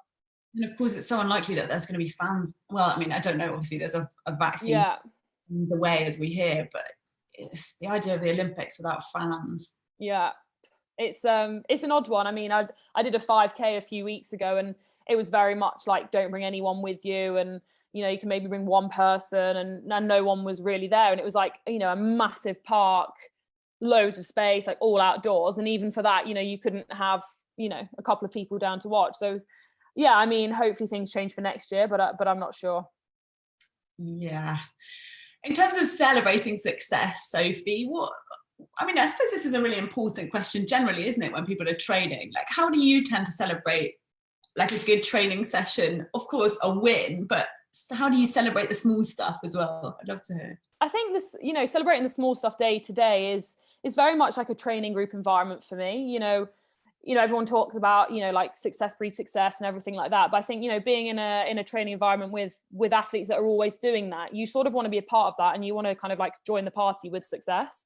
And whether that's, you know, like you say races, or whether that's training sessions, it's, you know, it's great when you kind of like finish a good session and you know, you say to your friend and who else you also train with as well, and you're like, great session, that was really good, like pat on the back, like, and move on. So for me, it's never like this massive, you know, kudos, we did a great session, like, need to tweet about it. But, you know, it's great that you kind of finish it and, you know, you've worked hard, your friend and teammates done the same, and you've got through it together, and you know, bit of pat on the shoulder, and you go home and you're ready for the next day. So yeah, it's never a massive thing, but just recognizing that now and again with the people around you who kind of are helping you do that and joining in as well, I think is really important.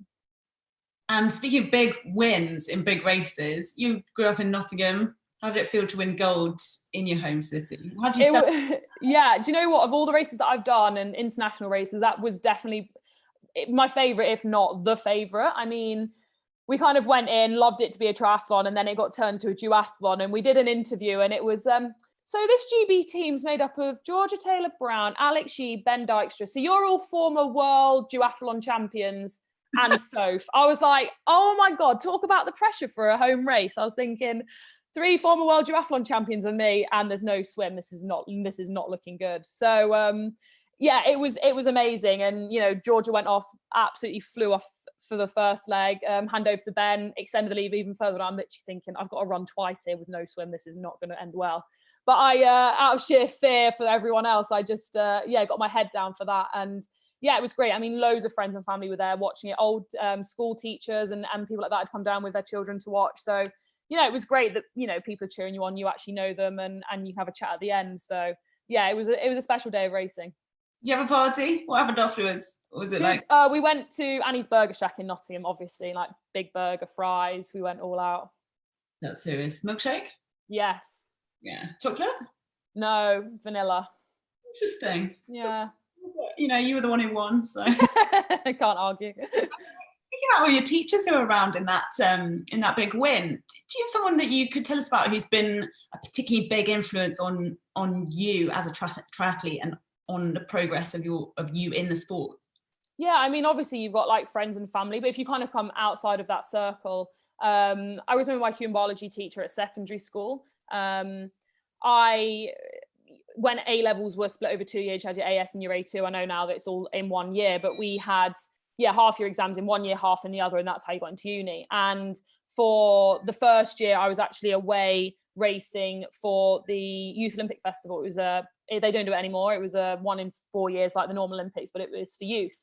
And there was absolutely no way I was missing that event. So I went, but as I went, it meant I missed all my AS levels. And I remember having a conversation with her, and she was like, "Look, we can get them moved to second year. I will help you. I will do this, and I will send you stuff, and I will do all that for you." And then I remember my psychology teacher saying to my mum on parents' evening, "Sophie's going to have to decide whether she's doing academics or sport." To which my mum turned around and said, "You clearly don't know my daughter." So it was great that I had my biology teacher on my side, and she actually spoke to other teachers about, like, she's not going on holiday. This is, incredible opportunity. It's something that she wants to do, and become a full-time athlete. So she was definitely someone that helped me through my secondary school and doing my A levels and stuff to get me into university. That is so lovely to hear. And it's obviously strange for teachers, I guess, having to take that attitude, isn't it? Like, yeah, not just the academic that we're here for. We're trying to create a human who needs to do the thing that they're best at. Yeah. So, and I mean, the whole school was very understanding. Like, it was just a local community school. It was nothing. It wasn't sports specialist or anything like that. And you normally do AS levels and you do 4 subjects and you drop one into A2. And I basically turned around and was like, "Look, I can't do 4 for AS. What's the point? I only need 3 anyway." And she was like, "Fair enough, you can do 3, but don't go chirping about it because everyone else will want to do 3." So yeah, just small things like that like really helped. And she was definitely a massive influence in helping me to get into Loughborough Uni and pursue a triathlon career. You didn't drop her subject in the end, did you? No, she was biology and carried that on, and then did human biology at university. So she definitely helped somewhere along the line. God, that would have been awkward. Yeah, thanks for your help, but don't want to do your subject. Wicked. And okay, so we've talked a bit about this year and how you've kept yourself going. What's it been like in terms of, have you had a chance to spend time doing different things as a result? Have you had a bit of a break? Yeah, I mean, I'm a big believer in doing other stuff out of sport day to day anyway. I've got numerous animals, chickens, dogs, rescue them, foster them, keep them, that kind of thing. I qualified as a nail technician this year, so all about doing nails and stuff. So I got lots of things anyway outside of sport. So I do think, you put 110% into something, but you also need something to kind of give yourself a bit of a mental break from that. And, things don't go well all the time. And so actually having something else to focus on and do is always good. So I do that anyway. And then last week, me and my other half spent a couple of days pre-lockdown, just squeezed it in the Peak District, just to kind of leave routine and do something different for a couple of days, which was nice, just to reset and then refocus coming through the winter and trying to get through a British winter is always fun. Isn't it just, still raining. Yeah. So 2020, we've heard about that. What does it look like? What does this winter look like for you? What are your plans training wise and generally? I think for me, it's just about consistency. Like, I would love to do massive weeks of training, but I end up just breaking after a couple of months. So for me, it's just about, keeping a lid on things and just consistently training, and Christmas will be what Christmas will be. We always do good stuff for Christmas. Our family live down south away from us. So we always normally do a big Christmas and have a couple of easy days around training, but we'll see what happens this year. And then again, normally we'd go on a training camp, but I'm not sure. We definitely won't go on pre-Christmas, but whether something happens, January, February time, this year we spent nearly 7 weeks in Australia. So whether something like that happens again, I really don't know. But yeah, just preparing really for hopefully a full 2021 season. Oh, brilliant. Okay, well, fingers crossed. Do you think that's likely? I think they'll be racing in some capacity. I'm not sure whether we'll be looking at like full European Cups, World Series racing. Like, I don't think they'll be putting all of that on, but I definitely think there'll be, you know, some form of World Triathlon Series and some World Cups being put on. But where they are might have to change to where they've been previously. And how do people just keep you in touch with all of this? Do you feel as though you're getting enough like communication all the time about what's happening, because it's changing so fast, isn't it? I think it's very difficult as well, because you're talking about something that's on an international scale, and it's not even so much of Abu Dhabi want to put this race on. Okay, what's the situation in Abu Dhabi? It's you're putting a race on somewhere like Abu Dhabi or wherever, and then you have people trying to go from all over the world. So it's not even so much that, you know, UK, okay, this is the situation, Abu Dhabi, this is the situation, but you're also putting an event on where you're asking people to travel from New Zealand, Australia, all over Europe and South Africa, etc., etc. So it's all about trying to find a balance that's fair as well. And I think that's something that's, yeah, it's been quite difficult as well. You know, kind of, you see people who are swimming and not swimming, you see people who can travel and can't travel. So it's very difficult as well for people to put on races where it's a level playing field, because at the moment it's probably not, compared to some countries that are in complete lockdown, or, you know, like New Zealand, Australia, they can't leave. So yeah, I don't know what they'll do next year, but like I said, I hope there is something in some capacity going forward. And you just have to persuade yourself that, like, I'm committing to this, I'm doing what I can, and what will be, I guess. Yeah, and I think just having a clear plan on what you want to do, like whether that's anything, whether that's stuff in the UK, whether that's training in the UK, or you want to, you know, 5Ks, 10Ks, things like that. I think, you know, having a clear plan of, okay, what do you actually want to do? What is the why of why you're doing something? Because if you're just thinking, oh, I'm just going to race every race that comes up, I can guarantee halfway through you'll be ill or injured, or you'll just absolutely burn out. So yeah, have a plan, stick to it. And yes, okay, things do change with COVID, etc. But, you know, having a logical reason of changing things rather than just flying around trying to race everything under the sun because you didn't race this year will probably not end very well. Yeah, quite. All right, Sophie, thank you so much for taking the time to speak to us this afternoon, and good luck with it. Thank you. Under control, but you know, it's a tough job at the moment, especially. Yeah, but everyone's doing their bit, as you can see with the awards. So yeah, if we all kind of pull together, I'm sure we'll get through it a lot better. Brilliant stuff, Sophie. Talk to you soon. Thank you. Bye. All right, now back to the awards. Up pops Jamie Gordon. He's ready to tell you those big winners. Let's get to it. Multi-sport event of the year. Here's the graphic. Yeah. And here are the nominations. Lots of events, of course, very sadly cancelled in 2020. Action returned at the end of July. Lots and lots of work, of course, to let events take place in a COVID secure manner. New safety measures in place to make sure that it was safe, it was enjoyable for all of the participants. Some of the innovations included staggered starts, more room in transition, and the amount of time and work put in behind the scenes wow, it just really stands out hearing about all of the people who've been nominated and some of the things you guys have been through. It's absolutely incredible. This category, therefore, has changed slightly from previous years. It includes all forms of multi-sports, and it covers events organised under all banners from Go Tri to commercial events. It also features all the events that took place after the date nominations closed for the 2019 awards. And here are your 3 nominations. In third place,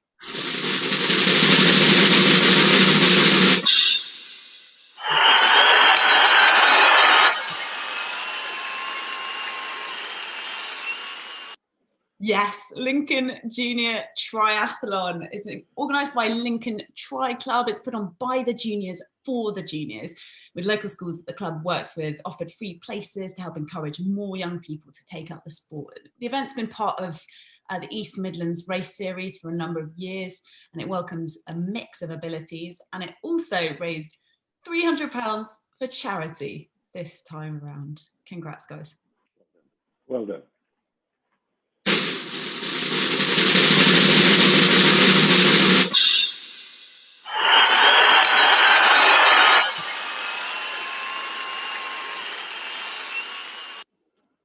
I realised I should have had champagne, not tea. What a missed opportunity.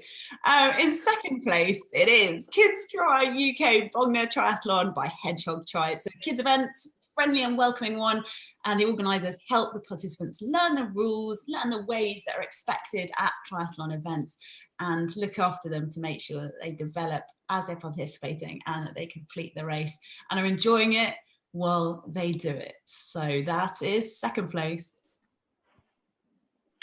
And the winner is...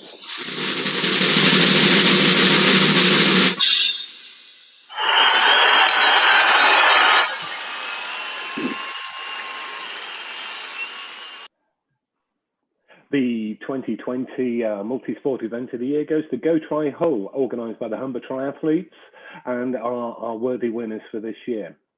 This introductory event helped people across the area to give triathlon a go and to take up the sport that we all love, with the event introducing new people as well as welcoming back people who are regular triathletes to help them keep going and keep developing. The club do a great job of supporting these events and taking part to help impart their knowledge and to improve and respond to the ever-changing rules around triathlon. And Go Try is an ideal sport to or entry into our sport. Humber Triathletes also managed to put this event on, taking into account the COVID-19 specific guidelines to organise the event once the suspension of triathlon activity had been lifted. So well done, guys, fantastic effort, and keep it going.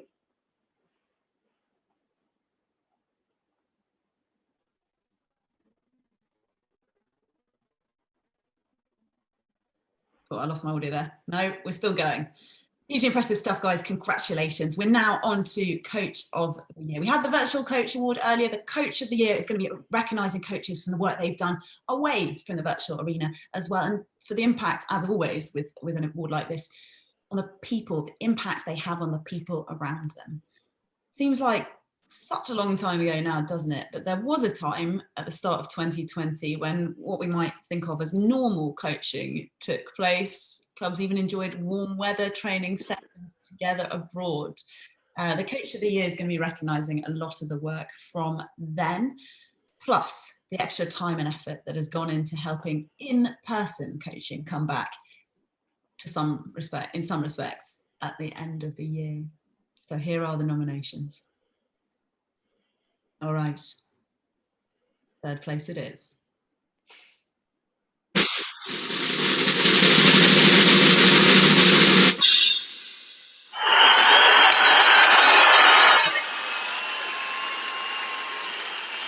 Rob is the third place winner from the Southeast. The coach at Ocean Lake Try. Rob is a great support to all the members at the club. We've heard about how he's been in helping them and encouraging them with all sorts of sessions that are both creative and supportive.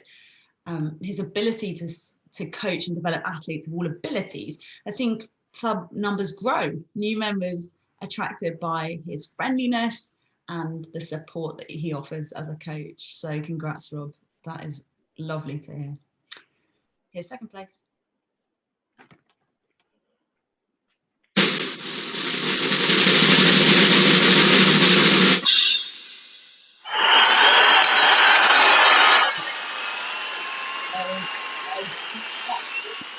Craig from the East Region. Craig's head coach of Walden Try's juniors.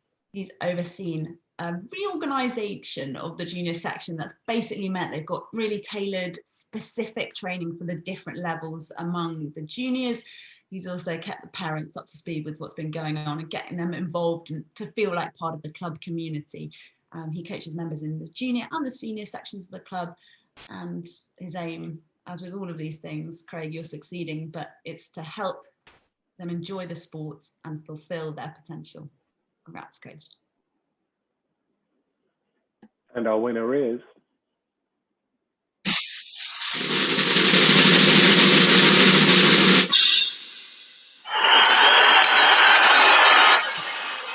So our 2020 Coach of the Year is Rebecca from London, and in her volunteer role as head coach at Windrush Triathlon Club in Brixton, she supports her athletes and her fellow coaches through the time and energy that she puts in.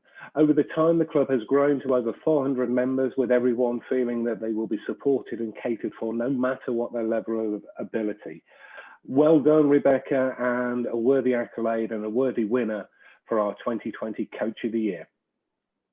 Congrats, Rebecca. Brilliant to see. All right, that is our 4th award of the afternoon. We are now into the 5th, and it is Volunteer of the Year.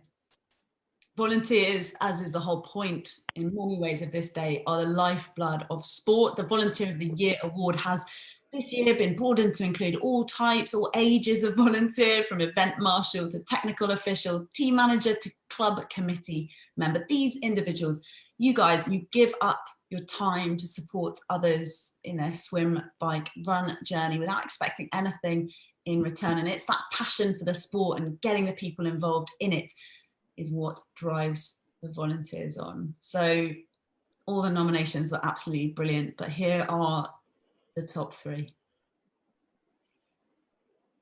Robert, Vivian and Steve. And 3rd place goes to...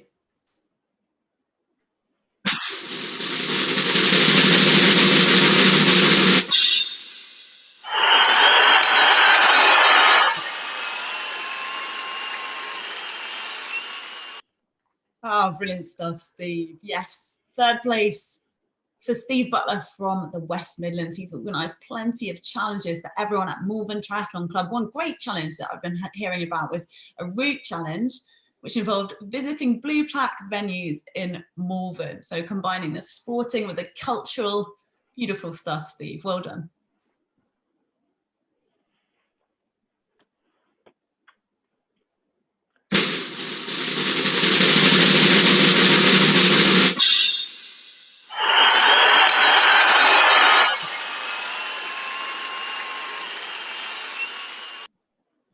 I'm going to get a party popper. Vivian Whitelaw, congratulations. 2nd place goes to you from Yorkshire. And it's for your leadership and the way that you work to develop Harrogate Tri Club. We've heard you've worked tirelessly to get the club back and running in person since the suspension was lifted on activity.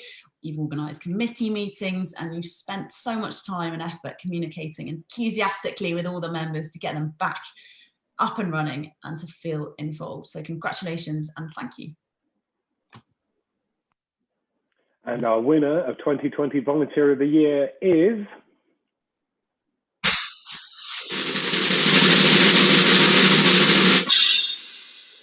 Robert.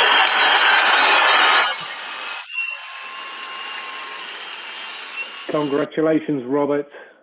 And Robert is the coach at Alnwick Tri Club. Robert commits his time to the club for coaching, race organising, admin to support the club's members and activities. Is there any time left in the rest of the day? Pre-COVID, Robert coached the club swim sessions, helping their Go Tri swimmers to develop and providing video analysis to show them how they can improve their technique and become better swimmers. He's also volunteered to run their COVID-19 secure swim sessions when they returned in person prior to this lockdown, and I'm sure he'll be there when this lockdown is eased and we're allowed back in the pool again. So, Robert, our Volunteer of the Year, well done, congratulations. Brilliant stuff, Robert. That is absolutely fantastic. So good to see the quality of the nominations in that section as well. It's brilliant. Thank you to all of our volunteers. Now, normally this one would be the final one and the big one. It is Club of the Year, which it is again this year, but there's one more special one as we know to come. Clubs are at the heart of swim, bike, run in England, and the Club of the Year award wants to celebrate the great work of local clubs. The category is really important to recognise the way clubs have connected with their members and help them to socialise and to train throughout this year. We've seen Zoom sessions, quizzes, virtual leaderboards, really great one, and photo galleries for members to share what they've been up to. It's been really lovely to see. So here are the top three in this award. And without further ado, here's 3rd place.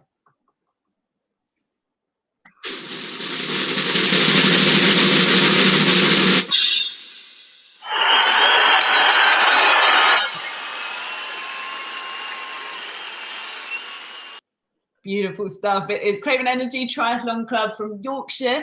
They achieved Trimark Club Silver in 2019, and the club has demonstrated the strength of its committee, coaches and members throughout this year. Training sessions and social activities moved online, with the club organising run, bike and yoga sessions, as well as quizzes, and also sharing recipes and ukulele sessions whilst at home. Interesting stuff. I like it. Something really lovely they did as well was the Backyard London Marathon, through which they raised £15,000 for a local hospice and the neighbouring running club. Brilliant effort, guys. Congratulations. Here's second.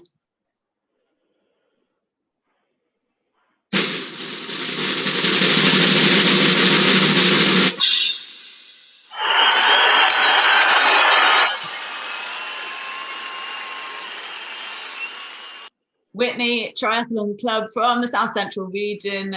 Congratulations, you are second place Club of the Year this year. Started by Craig, Sean and Laura just last year. They've been working to make multi-sport accessible for all and making it enjoyable for people of all abilities. And they've done so well. They're currently oversubscribed. They've got a waiting list. Particularly great work at the club. It means encouraging juniors to take on the Young Activator course and also supporting them to help in leading club training sessions. So brilliant effort in getting all the kids involved in really enjoying their triathlon. That's second place. And our winner of Club of the Year 2020 is...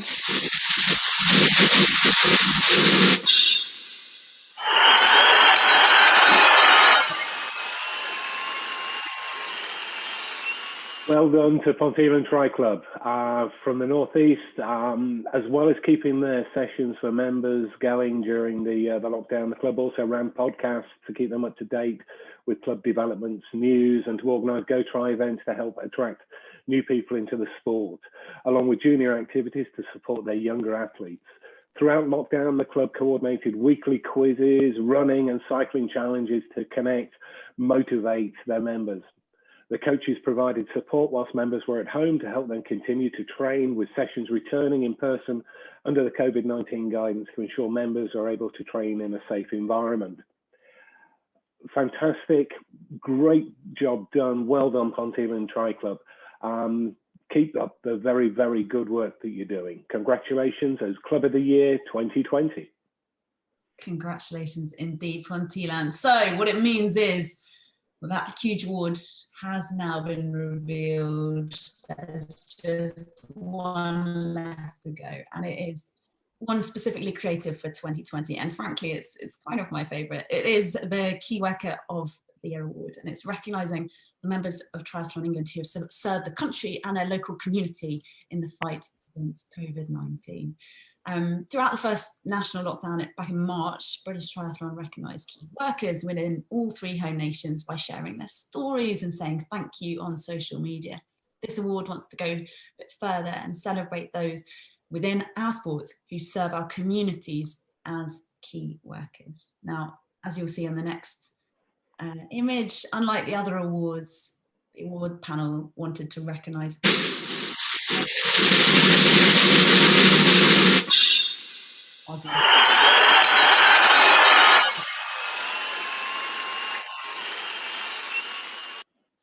and here they all are, 5 people for us to celebrate this afternoon, 5 extraordinary people. Starting off with Kate Ponziano, a nurse assistant on critical care wards in Cambridge, secretary at Walden Tri for the last 6 years. She's been a key part of the team at the club, and she really led the way when this year's event had very sadly to be cancelled. Congratulations, Kate. Another of our worthy winners is Heidi Elliott, a primary school teacher from the East Midlands. Heidi is a coach to a large number of triathletes from a vast range of abilities, and throughout lockdown has balanced her job as working full-time in her school with virtual coaching sessions. Heidi is also a regional technical official and has received plaudits from event organisers and participants alike. Brilliant stuff, Heidi. Let's get to Adam Elderfield. He's from London and he's worked for the NHS for 22 years. currently part of the emergency planning team, pretty vital in current scenario. As a member of Hillingdon Triathletes, Adam has progressed through the distances from sprint to long distance, sharing his knowledge with other members to help them develop and to learn from his experiences. Adam, thank you. And Gemma Korf is a principal respiratory physiotherapist within the South Central region and ladies captain of the Berkshire Tri Squad. In her job, she serves on the front line, helping treating patients suffering from COVID-19 and supporting them in their recovery, whilst also continuing as a committee member of the club and providing training and health updates throughout. Gemma. Brilliant. And our fifth winner, it is Susie Foster, a GP from Yorkshire, founded and coaches Swans Tri Club, and she's continued to be there for club members throughout the pandemic, whether it was to be available to chat, working in the background to help the club run, or sharing information about opportunities that were coming up. Susie is so important to her club and her community, and that's why she's being recognised today as one of the 5 winners. So, as I'm sure you'll agree with me, these are 5 incredible individuals who have done so much within the triathlon community, but also the wider community at a time of great need. And in contrast to the other 6 categories where we named winners today, the awards panel, we decided that we couldn't award a 1st, 2nd and 3rd place. Instead, we want to celebrate and recognise these 5 key workers for their dedication and their service. So each of you will be getting an award, and that will be coming in the post, as will all our award winners.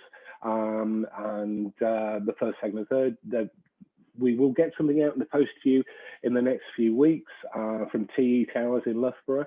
You may have to sign for it and hopefully it won't get broken in the post, but something for you to cherish as a memento for all the hard work, dedication that you guys have done over this, well, interesting year. Well done, guys. Yeah, 5 incredible individuals, Jamie. I think you'd agree. And so thank you to Kate, Heidi, Adam, Gemma and Susie for your service and for keeping everyone upbeat throughout this year. That is, as Jamie says, the final award for the 2020 awards. Sad to say, we must bring 2020 Triathlon England Awards to a close. It's been such a privilege to share this moment with you all. Thank you for having me. I've loved hearing the stories behind all the nominations and learning about the innovation, the sense of community that drives triathlon in this country. You've all given your time, your effort, your energy, your motivation to help swim, bike, run continue this year. You've made joy and a sense of community from this difficult time. Thank you so much for all your work, and congratulations to all the winners and all the people who were nominated but haven't been up on this board today, because we've been thinking about you all and appreciating you. Congratulations. I'm now going to hand back over to Jamie and to Debbie Clark. And Debbie is going to say a few words to us before closing today's conference. Debbie, you're up. Thank you, Kate. I'd just like to say a huge thank you to you for your time today and hosting the Q&A awards. It's been great to have you helping us out, and thank you very much. I'd also like to thank Andy and Sophie, some really inspirational thoughts and messages for all of us. And great to see so many of our award winners get recognised today. You've done an amazing job in what's been a very, very difficult year. Finally, to the Triathlon England team, who have done an amazing job today, making today a success, and to all of you for joining us. It's been a long day. It's been a really exciting and interesting day. I hope you've enjoyed it all. I do hope that at some point we'll get to see each other in person, either training or at an event, or failing that on Zwift. But I will stay safe, train well, and I'll hand back over to Jamie for the final words. Thank you, Debbie, and thank you, Kate. It's been a strange year, culminating very much with a strange AGM, not being able to see you guys in person. But I hope today has gone some way to recognise what is good about our sport, and that the fact is that we're in good shape for 2021. One of the things that we are is resilient. We are resourceful, and we've met the challenges of 2020 head on. The staff at Triathlon England, British Triathlon Federation have been at the forefront of our sport, getting us into a place whereby we could return to play in the summer. Yes, it's been curtailed because of another lockdown, but rest assured, we've got some very good people working on our behalf to make sure that triathlon stays front and center in the world of sport in general. I want to thank you guys for coming along today. It's always difficult when I'm just staring at a screen and getting no feedback with my lame jokes and trying to stay corporate. Sorry about the bleep earlier on, but I think I go down in history as the first person at a Triathlon England AGM to get bleeped for anything. I've enjoyed the day. I hope you have enjoyed the day. Let's get into 2021. Let's come together as a family and let us celebrate what we do best, which is the sport of triathlon. Thank you very much, and that is the official close of the AGM. Thanks for being here.